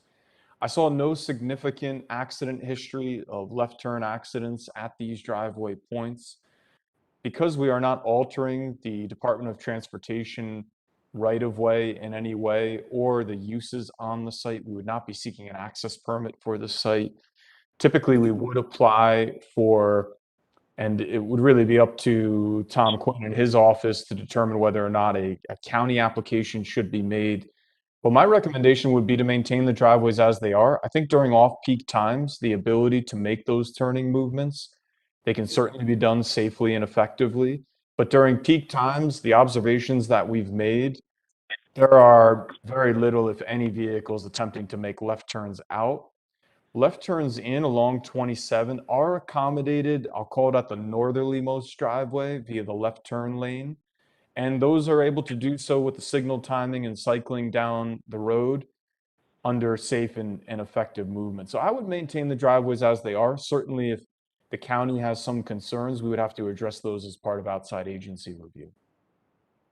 Did you, in fact, look into accident history, whether the New Brunswick Police or the adjacent municipality has at this location? See if there's anything indicate that there are accidents resulting from left turnouts? Happy to do that. Worked with the police department over the years on many projects in the city. We have access to the statewide database for accident records, and I have not seen anything that relates to a high preponderance of accidents at those driveways related to left turns, but happy to work with the police department on that, Dan. I would agree that a prudent vehicle operator would probably look at the traffic and say it's not worth trying to make a left-hand turn out in particularly during the peak hours. But the problem is some of our operators are not that prudent. Understood. Comments. Understood. Go ahead, Mr. Chairman. Thank you. At this point, do we have any board members with questions? It's Chris Delatilla. I know that local PD is out a little south on Howell Lane there at during the work week at peak times of coming to work and leaving work, where PD is out actually as a side detail to stop traffic, to have cars pull in and out of those off-street businesses along Howell Lane leading up to the Somerset Street intersection. Do you think this project will impact that at all or require any type of changes? That area is located to the east and south of us. Am I understanding that correctly? It would be further down, away from the intersection, south down Howell Lane. Only one business further. It's the driveway that is immediately below where the car wash facility would discharge on Howell Lane. I see. No, I don't believe it would impact that area. Again, we have vehicles exiting the driveway located to the south and the east, and doing so at a farther point in the queue, which I think is something that we would recommend in terms of driveway organization and just how we manage the access points for site. If there is police presence there, certainly this driveway is very visible, and the vehicles turning out of the site would be clear to the police officers in the area should they have to further coordinate. But in terms of the amount of traffic and its location, I don't believe that would significantly impact the driveways that you're referring to. Great, thank you. Any other questions from the board? All right, hearing none, thank you very much. Mr. Kelso, you have one more witness, correct? Yes, we'll call up my final witness at 10:15, and that's Ms. Kate Keller for planning testimony. Yes. Hello. Hi, everybody. Good evening. Good evening, Kate. Ms. Keller, can you please state your name, spell your last name for the record? Sure. My name is Kate Keller. Last name is Keller. Do you swear or affirm to tell the whole truth and nothing but the truth? Yes, I do. Floor is yours. Kate, you are a licensed professional planner of the state of New Jersey, is that correct? Yes, I am. In that capacity, you've reviewed the application before the board with respect to the plan itself, but also with regard to existing and proposed variances in order to provide planning testimony? Yes, I have. Could you give then the board the benefit of your professional qualifications and experience? Sure. I'm an associate principal with Phillips Price Gregel Laney Hughes based in Hoboken. I've been a licensed professional planner and a member of the American Institute of Certified Planners since 2015. And I've worked as a professional planner since about, on and off since about, or starting in 2007 and then continuously for the last 10 years in New Jersey.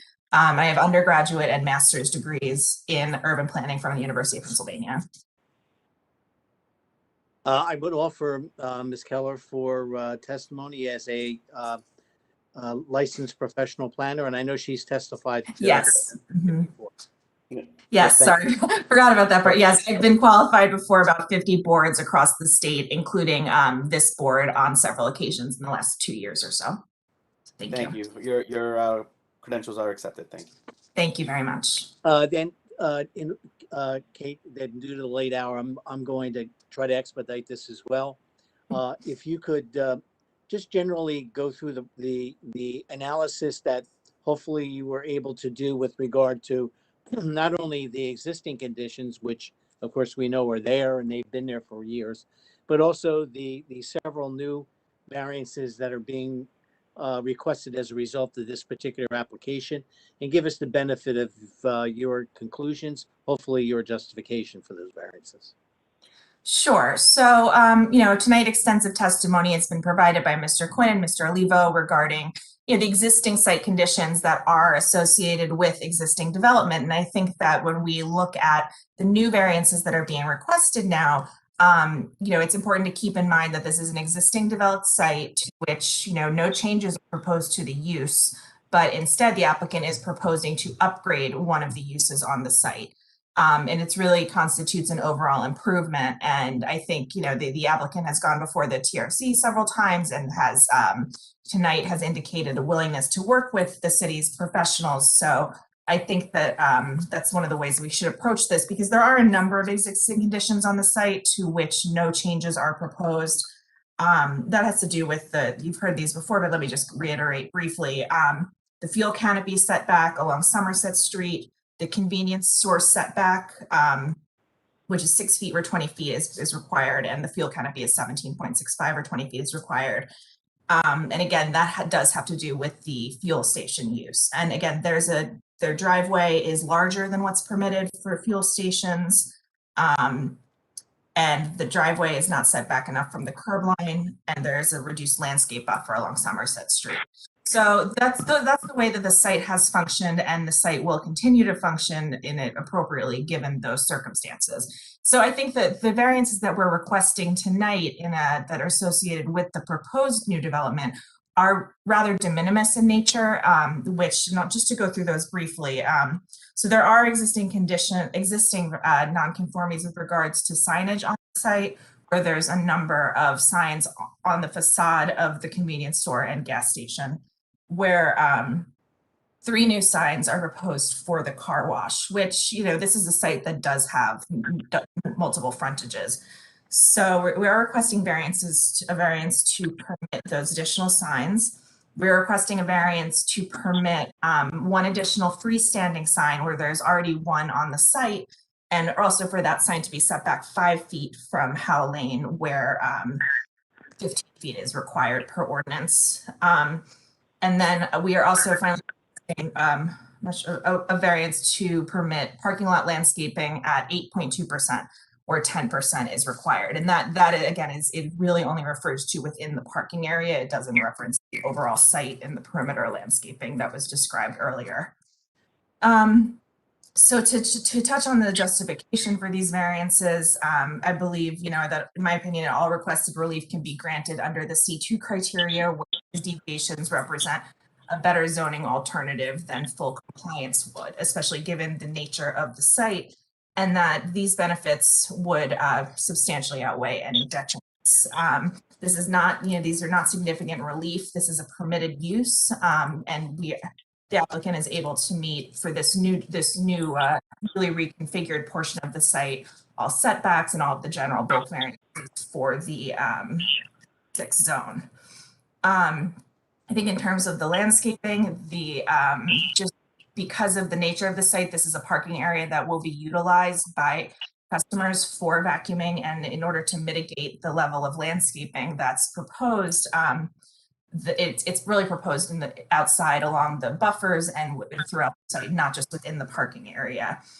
And I think that, Mr. Quinn gave a thorough testimony about the landscaping, and there's going to be, several hundred new trees and species planted in the site, including shrubs and flowers. And again, we're happy to work with the board and professionals to make sure that that's the type of landscaping that you'd like to see in this location.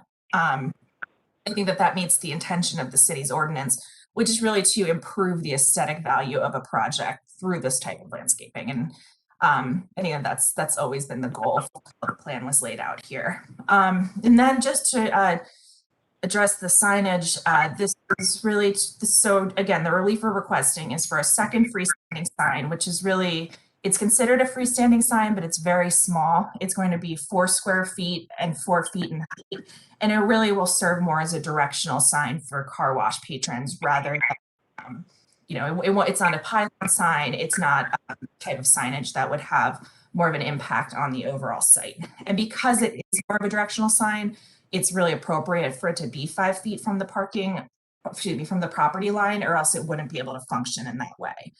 And it will really have minimal visual impact because it won't be illuminated. It won't have, the height won't be visible except for people entering the site, so it provides direction. And the same goes for the signs on the facade, where 3 new signs are proposed. This is, there's two buildings on the site. This isn't going to be a case of clutter where all the signs are going to be on one building. This is really just specifically to identify the car wash. This is a case where there are 2 frontages and as well as the easement to the rear, but really the 2 frontages are, Howe Lane and Somerset Street, and people will be accessing the site from all directions. So really both the signage variances that we're requesting are really to provide directional and identification purposes rather than, your typical highway commercial signage, which is, generally what your ordinance seeks to limit.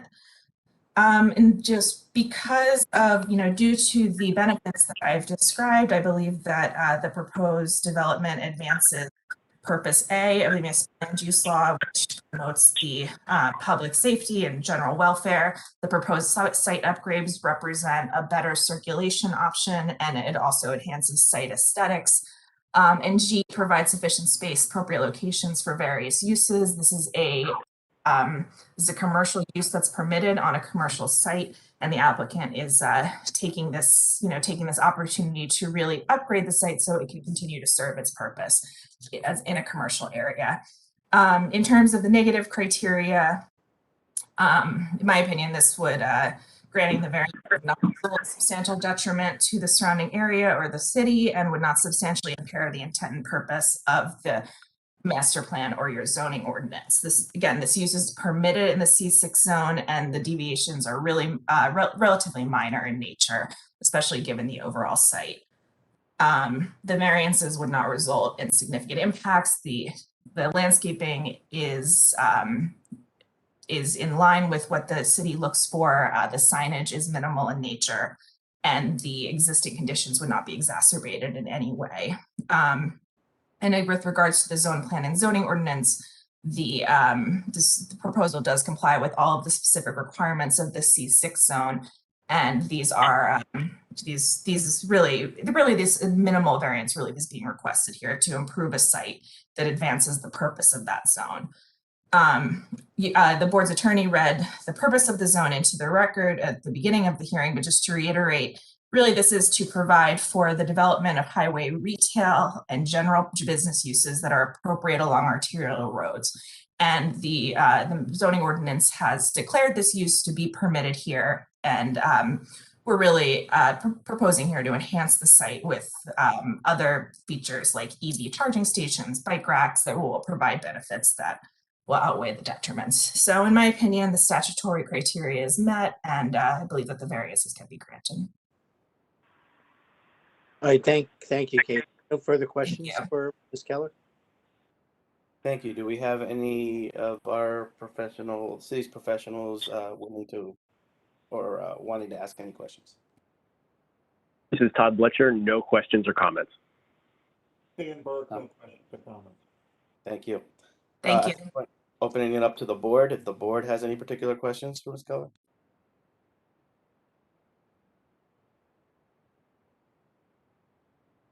Hearing none. At this point, we're going to open it up to the public for the public to ask questions. I just want to note that we're about 10:25. We do, as per the meeting rules, have a hard stop at 10:30. And so we'll take that up in 5 minutes, depending on how far we can get. But at this point, Dan, if you can take it over and see if we can get public questions. Yeah, I wanna ask Arvind here about the situation, and if we do the public comment or or how this proceeds? I think we open it up to the public at this point. Understood. All right.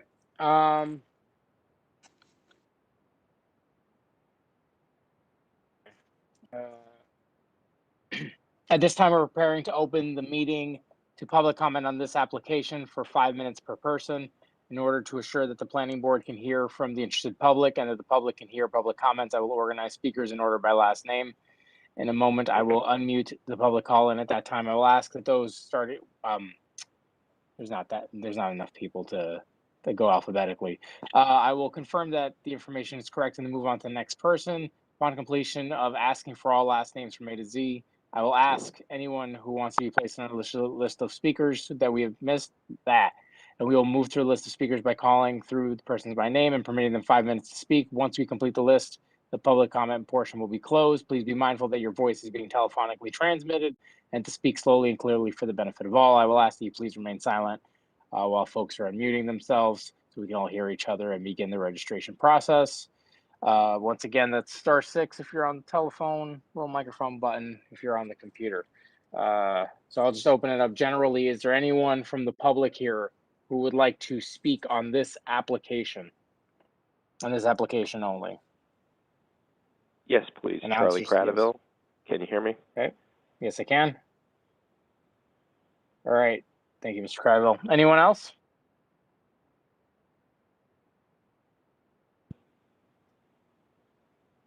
Anyone else? Last call. Chairman Castaneda, our one speaker is Mr. Charlie Cradaville. Okay. Mr. Cradaville, can you please state your name, spell your last name for the record? Yes, Charles Cradaville, Kratovil.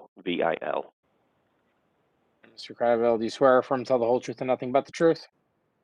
Yes, I do. All right. You're on. Thank you, sir. Members of the board, Charles Cradaville, New Brunswick. You know me well. I mostly wanted to comment on the jurisdictional issue that was raised earlier and get some clarity on the process for, an official objector. I'm not an official objector for the record, but I heard that there is an objector, and I'd like to understand if they're going to be able to present a case or, how that fits into this hearing. Mr. Chairman, if I may, this is the appropriate time for him to make to ask questions of the witnesses or comment on the application. Okay. So yeah, in response to Mr. Kelso's argument regarding the jurisdiction, whether this board should be handling it or whether the planning board should be handling it, I was just curious because I know that the called the Raritan Heights project that Mr. Kelso mentioned. Believe that was actually before the zoning board at least twice. Perhaps it was before the planning board at some point. I'm not 100% sure, but I just wanted to point out for the record that Mr. Kelso stated that that project was before the planning board, but as recently as May 4th, 2020, that one, I'm talking about the Lowe's movie theater housing development gated community that Edgewood Properties is, developed. Just want to point out that Mr. Kelso, stated they were, that took place before planning board. It was actually before the zoning board of adjustment. Let me respond to you, Mr. Cradaville. You missed my point. The only point that I was making is whether or not it was before the planning board or the zoning board or multiple times, that there are multiple uses, principal uses on one lot. Because the argument that was made is you can't have more than one principal use on a lot. And I was pointing it out as an example of where there are multiple principal uses on one lot. I wasn't making the point it went before one board or the other. That wasn't really relevant to the issue. Okay. Well, fair enough. I did want to point that out for the record, and also just wanted to, speak up and let you all know that I'm still here on the phone at 10:30 at night. So that's all for now. I'll speak again later. Have a good one. Thank you. Arvid, before we... There are no other speakers. Thank you, Dan. Before we continue, it is 10:30. Arvid, what is your recommendation at this point? The appropriate motion would be to close the public portion at this point. See if there are any closing arguments. And yeah. Okay, can I get a motion then to close arguments? Public portion? There's no motion for that, right? yeah, motion to close the public portion. I'll make a motion. Chris Delta. Bob Carter, I'll second.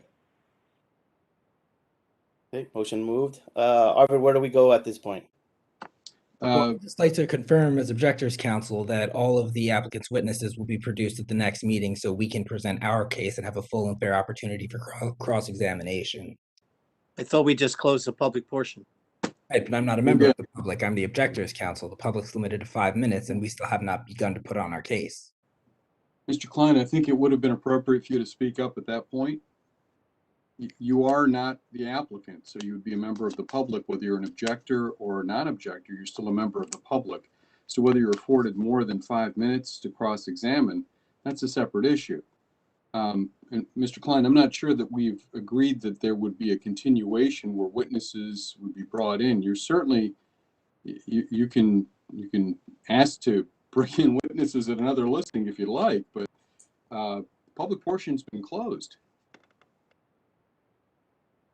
Then at what point was I given an opportunity to cross-examine the applicant's experts? Because my understanding was Mr. Klein, there was no chance between the presentation was adjourned until the end of the meeting. Mr. Klein, when the applicant finished putting on his case, public portion was open, and anyone that wished to cross-examine or ask or make comments was asked to unmute, identify themselves so they could be put in queue. We had one person that identified himself. As a member of the public, though, the members of the public... Mr. Klein, I'm not sure that I understand. You would be a member of the public, would you not? You're not the applicant. But if I was limited to 5 minutes of any questioning of the applicant's witnesses, how is that a full and fair case under the municipal land use law? I would only be allowed to... We don't even get to that question if you didn't make yourself known that you wish to cross-examine. That's a separate issue. Mr. Klein, you had an opportunity to ask to be heard. When, I'd like to ask when, during... I think going in I just want circles. I think the clarification. You're public saying portion only... has been, Mr. Klein, I think we're going in circles. I think the public portion has been closed by a motion. If you have another issue that you'd like to bring up, there's a public portion immediately following, but at this point, the public portion is closed. All right, I'd just like to preserve my objection on this issue then. And I'd also like to ask when, as objectors counsel, we will be able to introduce our experts for their direct and for their cross.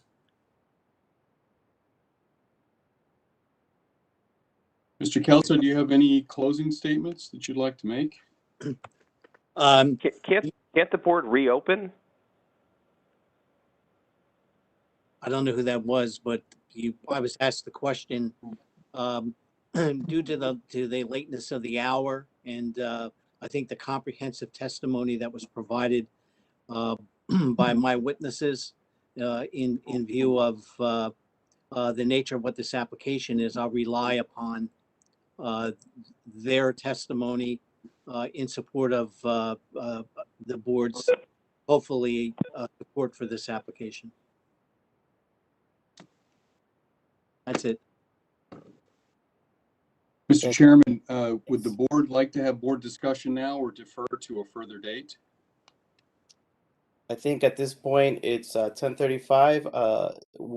I guess let me open it up to the board. Would the board want to continue board discussion or leave it for a later date? I can get Mr. consensus. Moreno, let's Continue. continue, please. I am not in favor of continuing the application tonight. It's 10:35, and it sounds like there are some contentious issues that need to be resolved. That is my position. Well, if I understand correctly, Mr. Ital, the public portion has been closed, and now it's either the board goes for discussion and then it goes for a vote. Is that the process? That would be the process at this point. So there's then, unless this board wants, we should take care of the discussion and move for the vote.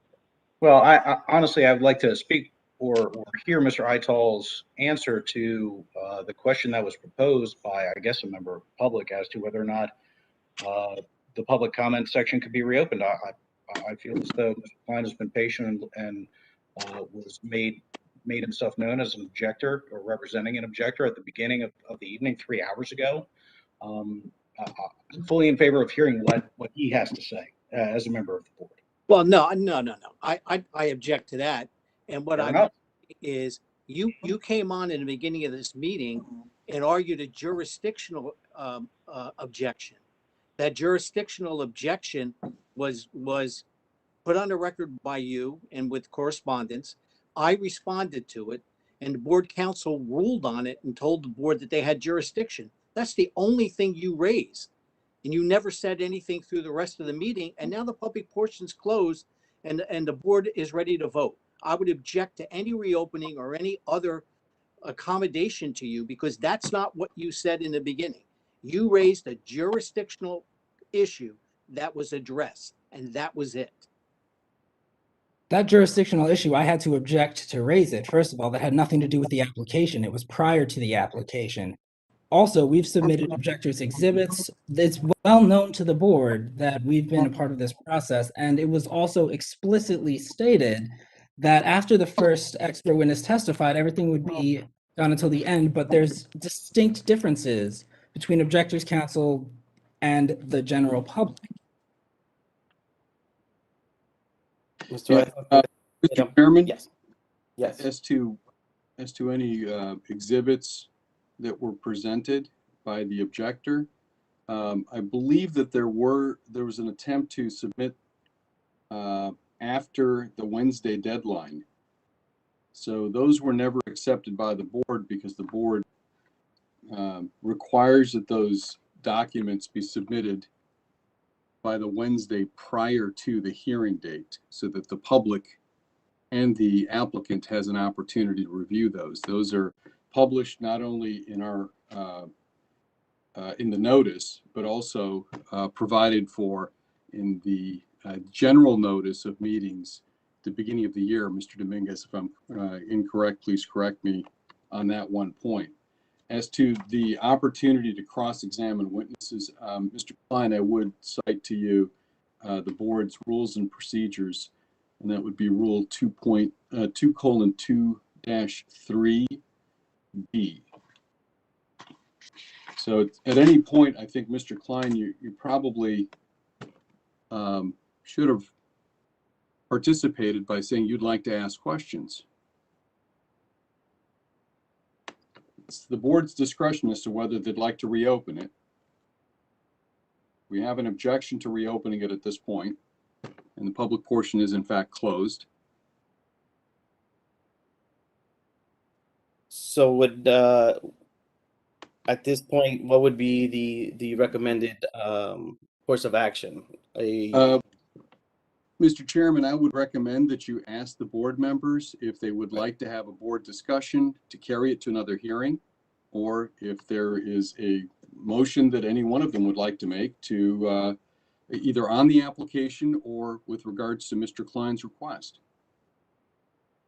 All right, on the advice of counsel, then may I then present to the board whether the board wants to open for discussion or if there is any, at this point, any motions wanting to be brought up. I would make a motion to approve.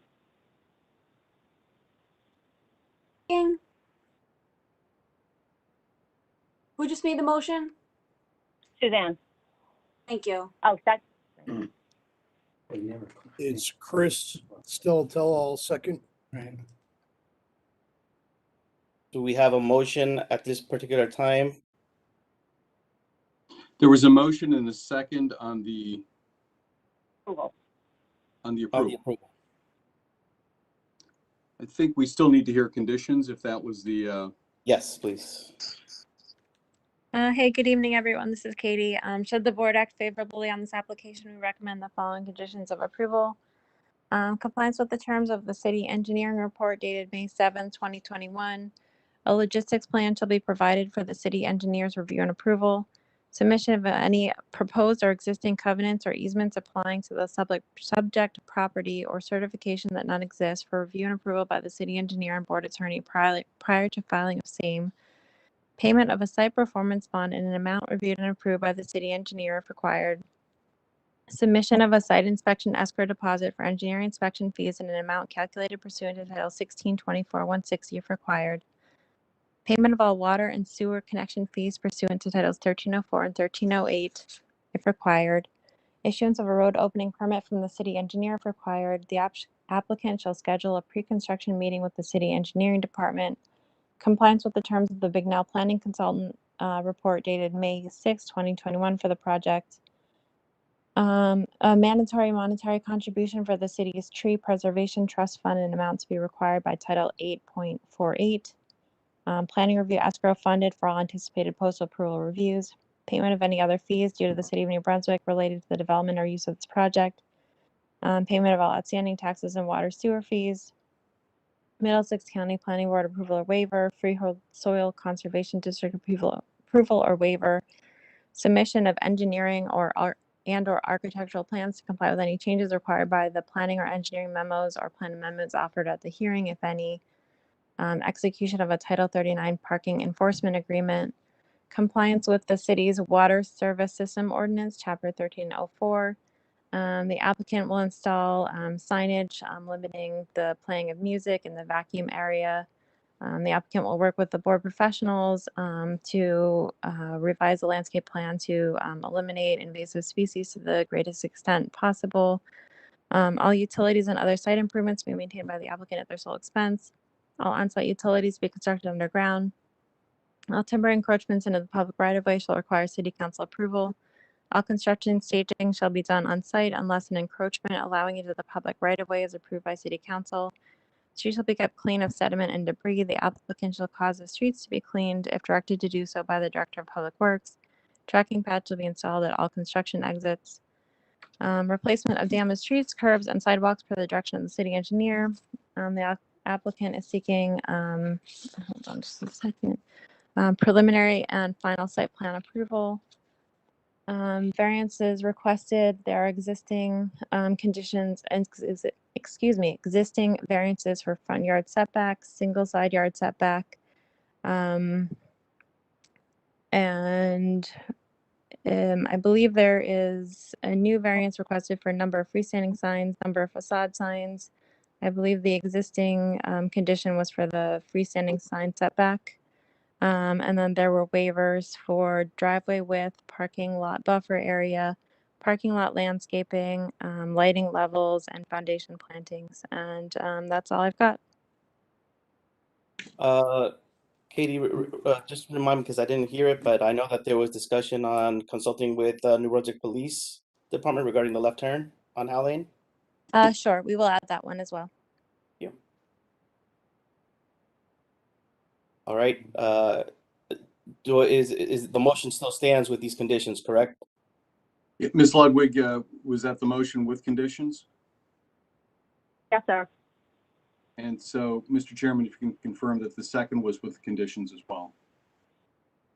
Great, thank you. And then at this point, if we can take roll call. It's Chris Steltel, yes, that second was with conditions. Thank you.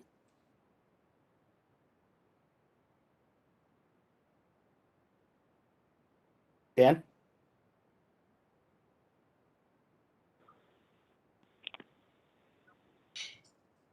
I didn't realize I was muted. Sorry. It's okay. Matt Ferguson? My vote is to abstain. Okay. Suzanne Sikora Ludwig? Yes. Christella Tella, Yes. Ivan Adorno, Yes. Diana Lopez, Yes. Bob Cardica, Yes. John Petrolino, No. George Shadid, Yes. Manuel Castaneda. Yes. All right. Thank you, excuse me, thank you, members of the board, and we appreciate your patience late into the night. Thank you. So we are past our time. At this point, do we close the meeting? No, we have to have a general public comment. Okay. Okay, that's fine. Moving on then to section 8, the other matters of interest to the public. Dan, if I can ask you to. Thank you. Yeah. So as read a couple times already today, not that many people are on the call. If there's anyone from the public who wishes to address the board as part of general public comment, please announce yourself and we'll add you to a list of speakers. If you're on the phone, star 6 to unmute yourself. Otherwise, if you're on a computer, it's the little microphone button, and then we'll add you to the list of speakers. Charlie Cradaville. Noted, Mr. Cradaville. Are there any other interested speakers who would wish to address the board? Last call. Seeing none. The only speaker is Mr. Cradaville. Give me 1 second. Let me get my clock. Mr. Cradaville, you're still sworn in. The floor is yours. Thank you, Mr. Dominguez. Members of the board, Charlie Cradaville, New Brunswick Today. Appreciate the board attorney, responding to my emails and fielding my correspondence about the issue with Mr. Todd Helmer, who pretended to be an architect when he was not a licensed architect at your January 11th meeting. And I understand that no action was taken, but you did discuss the matter, and the board attorney prepared a finding of fact and some legal conclusions. Could he briefly summarize the conclusions? Anxiously awaiting that document, but if he could just briefly summarize what he decided, what he arrived at, I'd appreciate it. Mr. Cradaville, I don't have that letter in front of me. I know that it was provided to Mr. Dominguez, and it should be sent out, Mr. Dominguez, with the consent of the board to release that letter. It should go out immediately, and that letter, I'm sure, would be much more helpful than anything I can put on the record to provide an abridged or an abbreviated version of that letter, Mr. Cradaville. Okay. Is it safe to say that the board is not going to rescind the resolution that states Mr. Helmer is an architect and grants approval for the applicant to develop a parking garage with 975 spaces between Hardenberg and Division Street? Is that, any hope of that resolution being rescinded? That's not in the letter. Okay. So, when someone claims to have a license, like tonight, many of the experts said that they have, licenses in New Jersey and other states, does anyone actually check to see if the witnesses have the licenses they claim to have?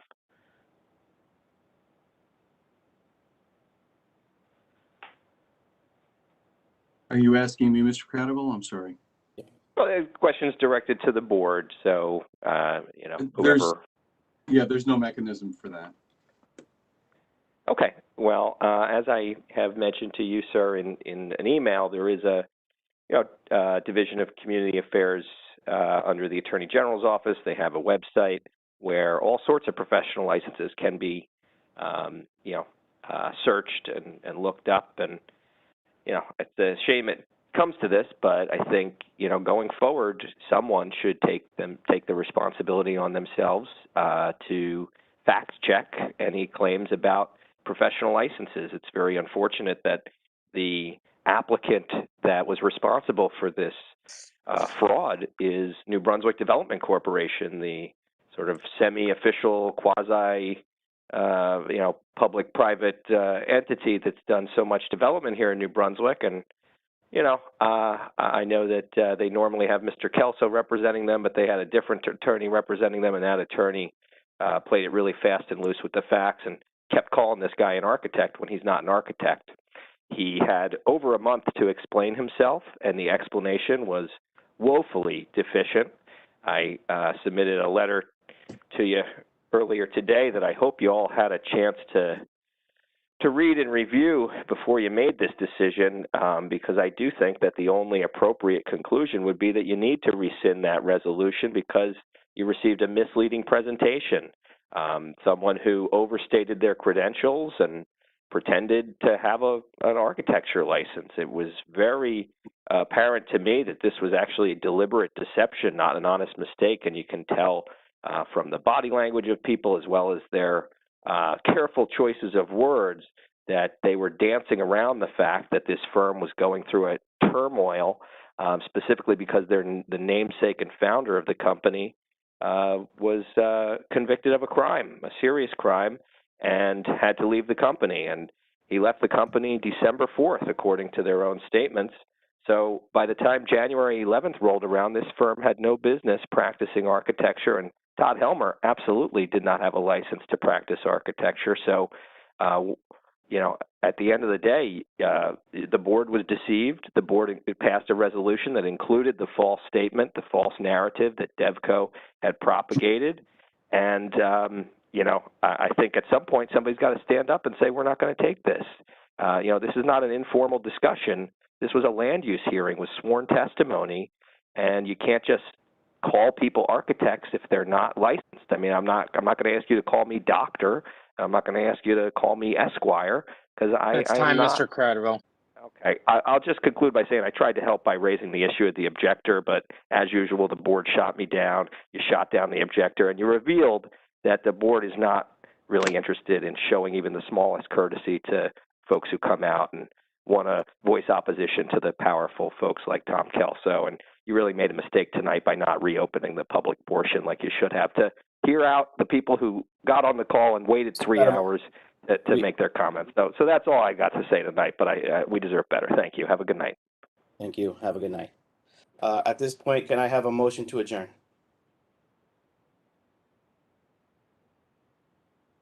This is Ivan. I'll make a motion to adjourn.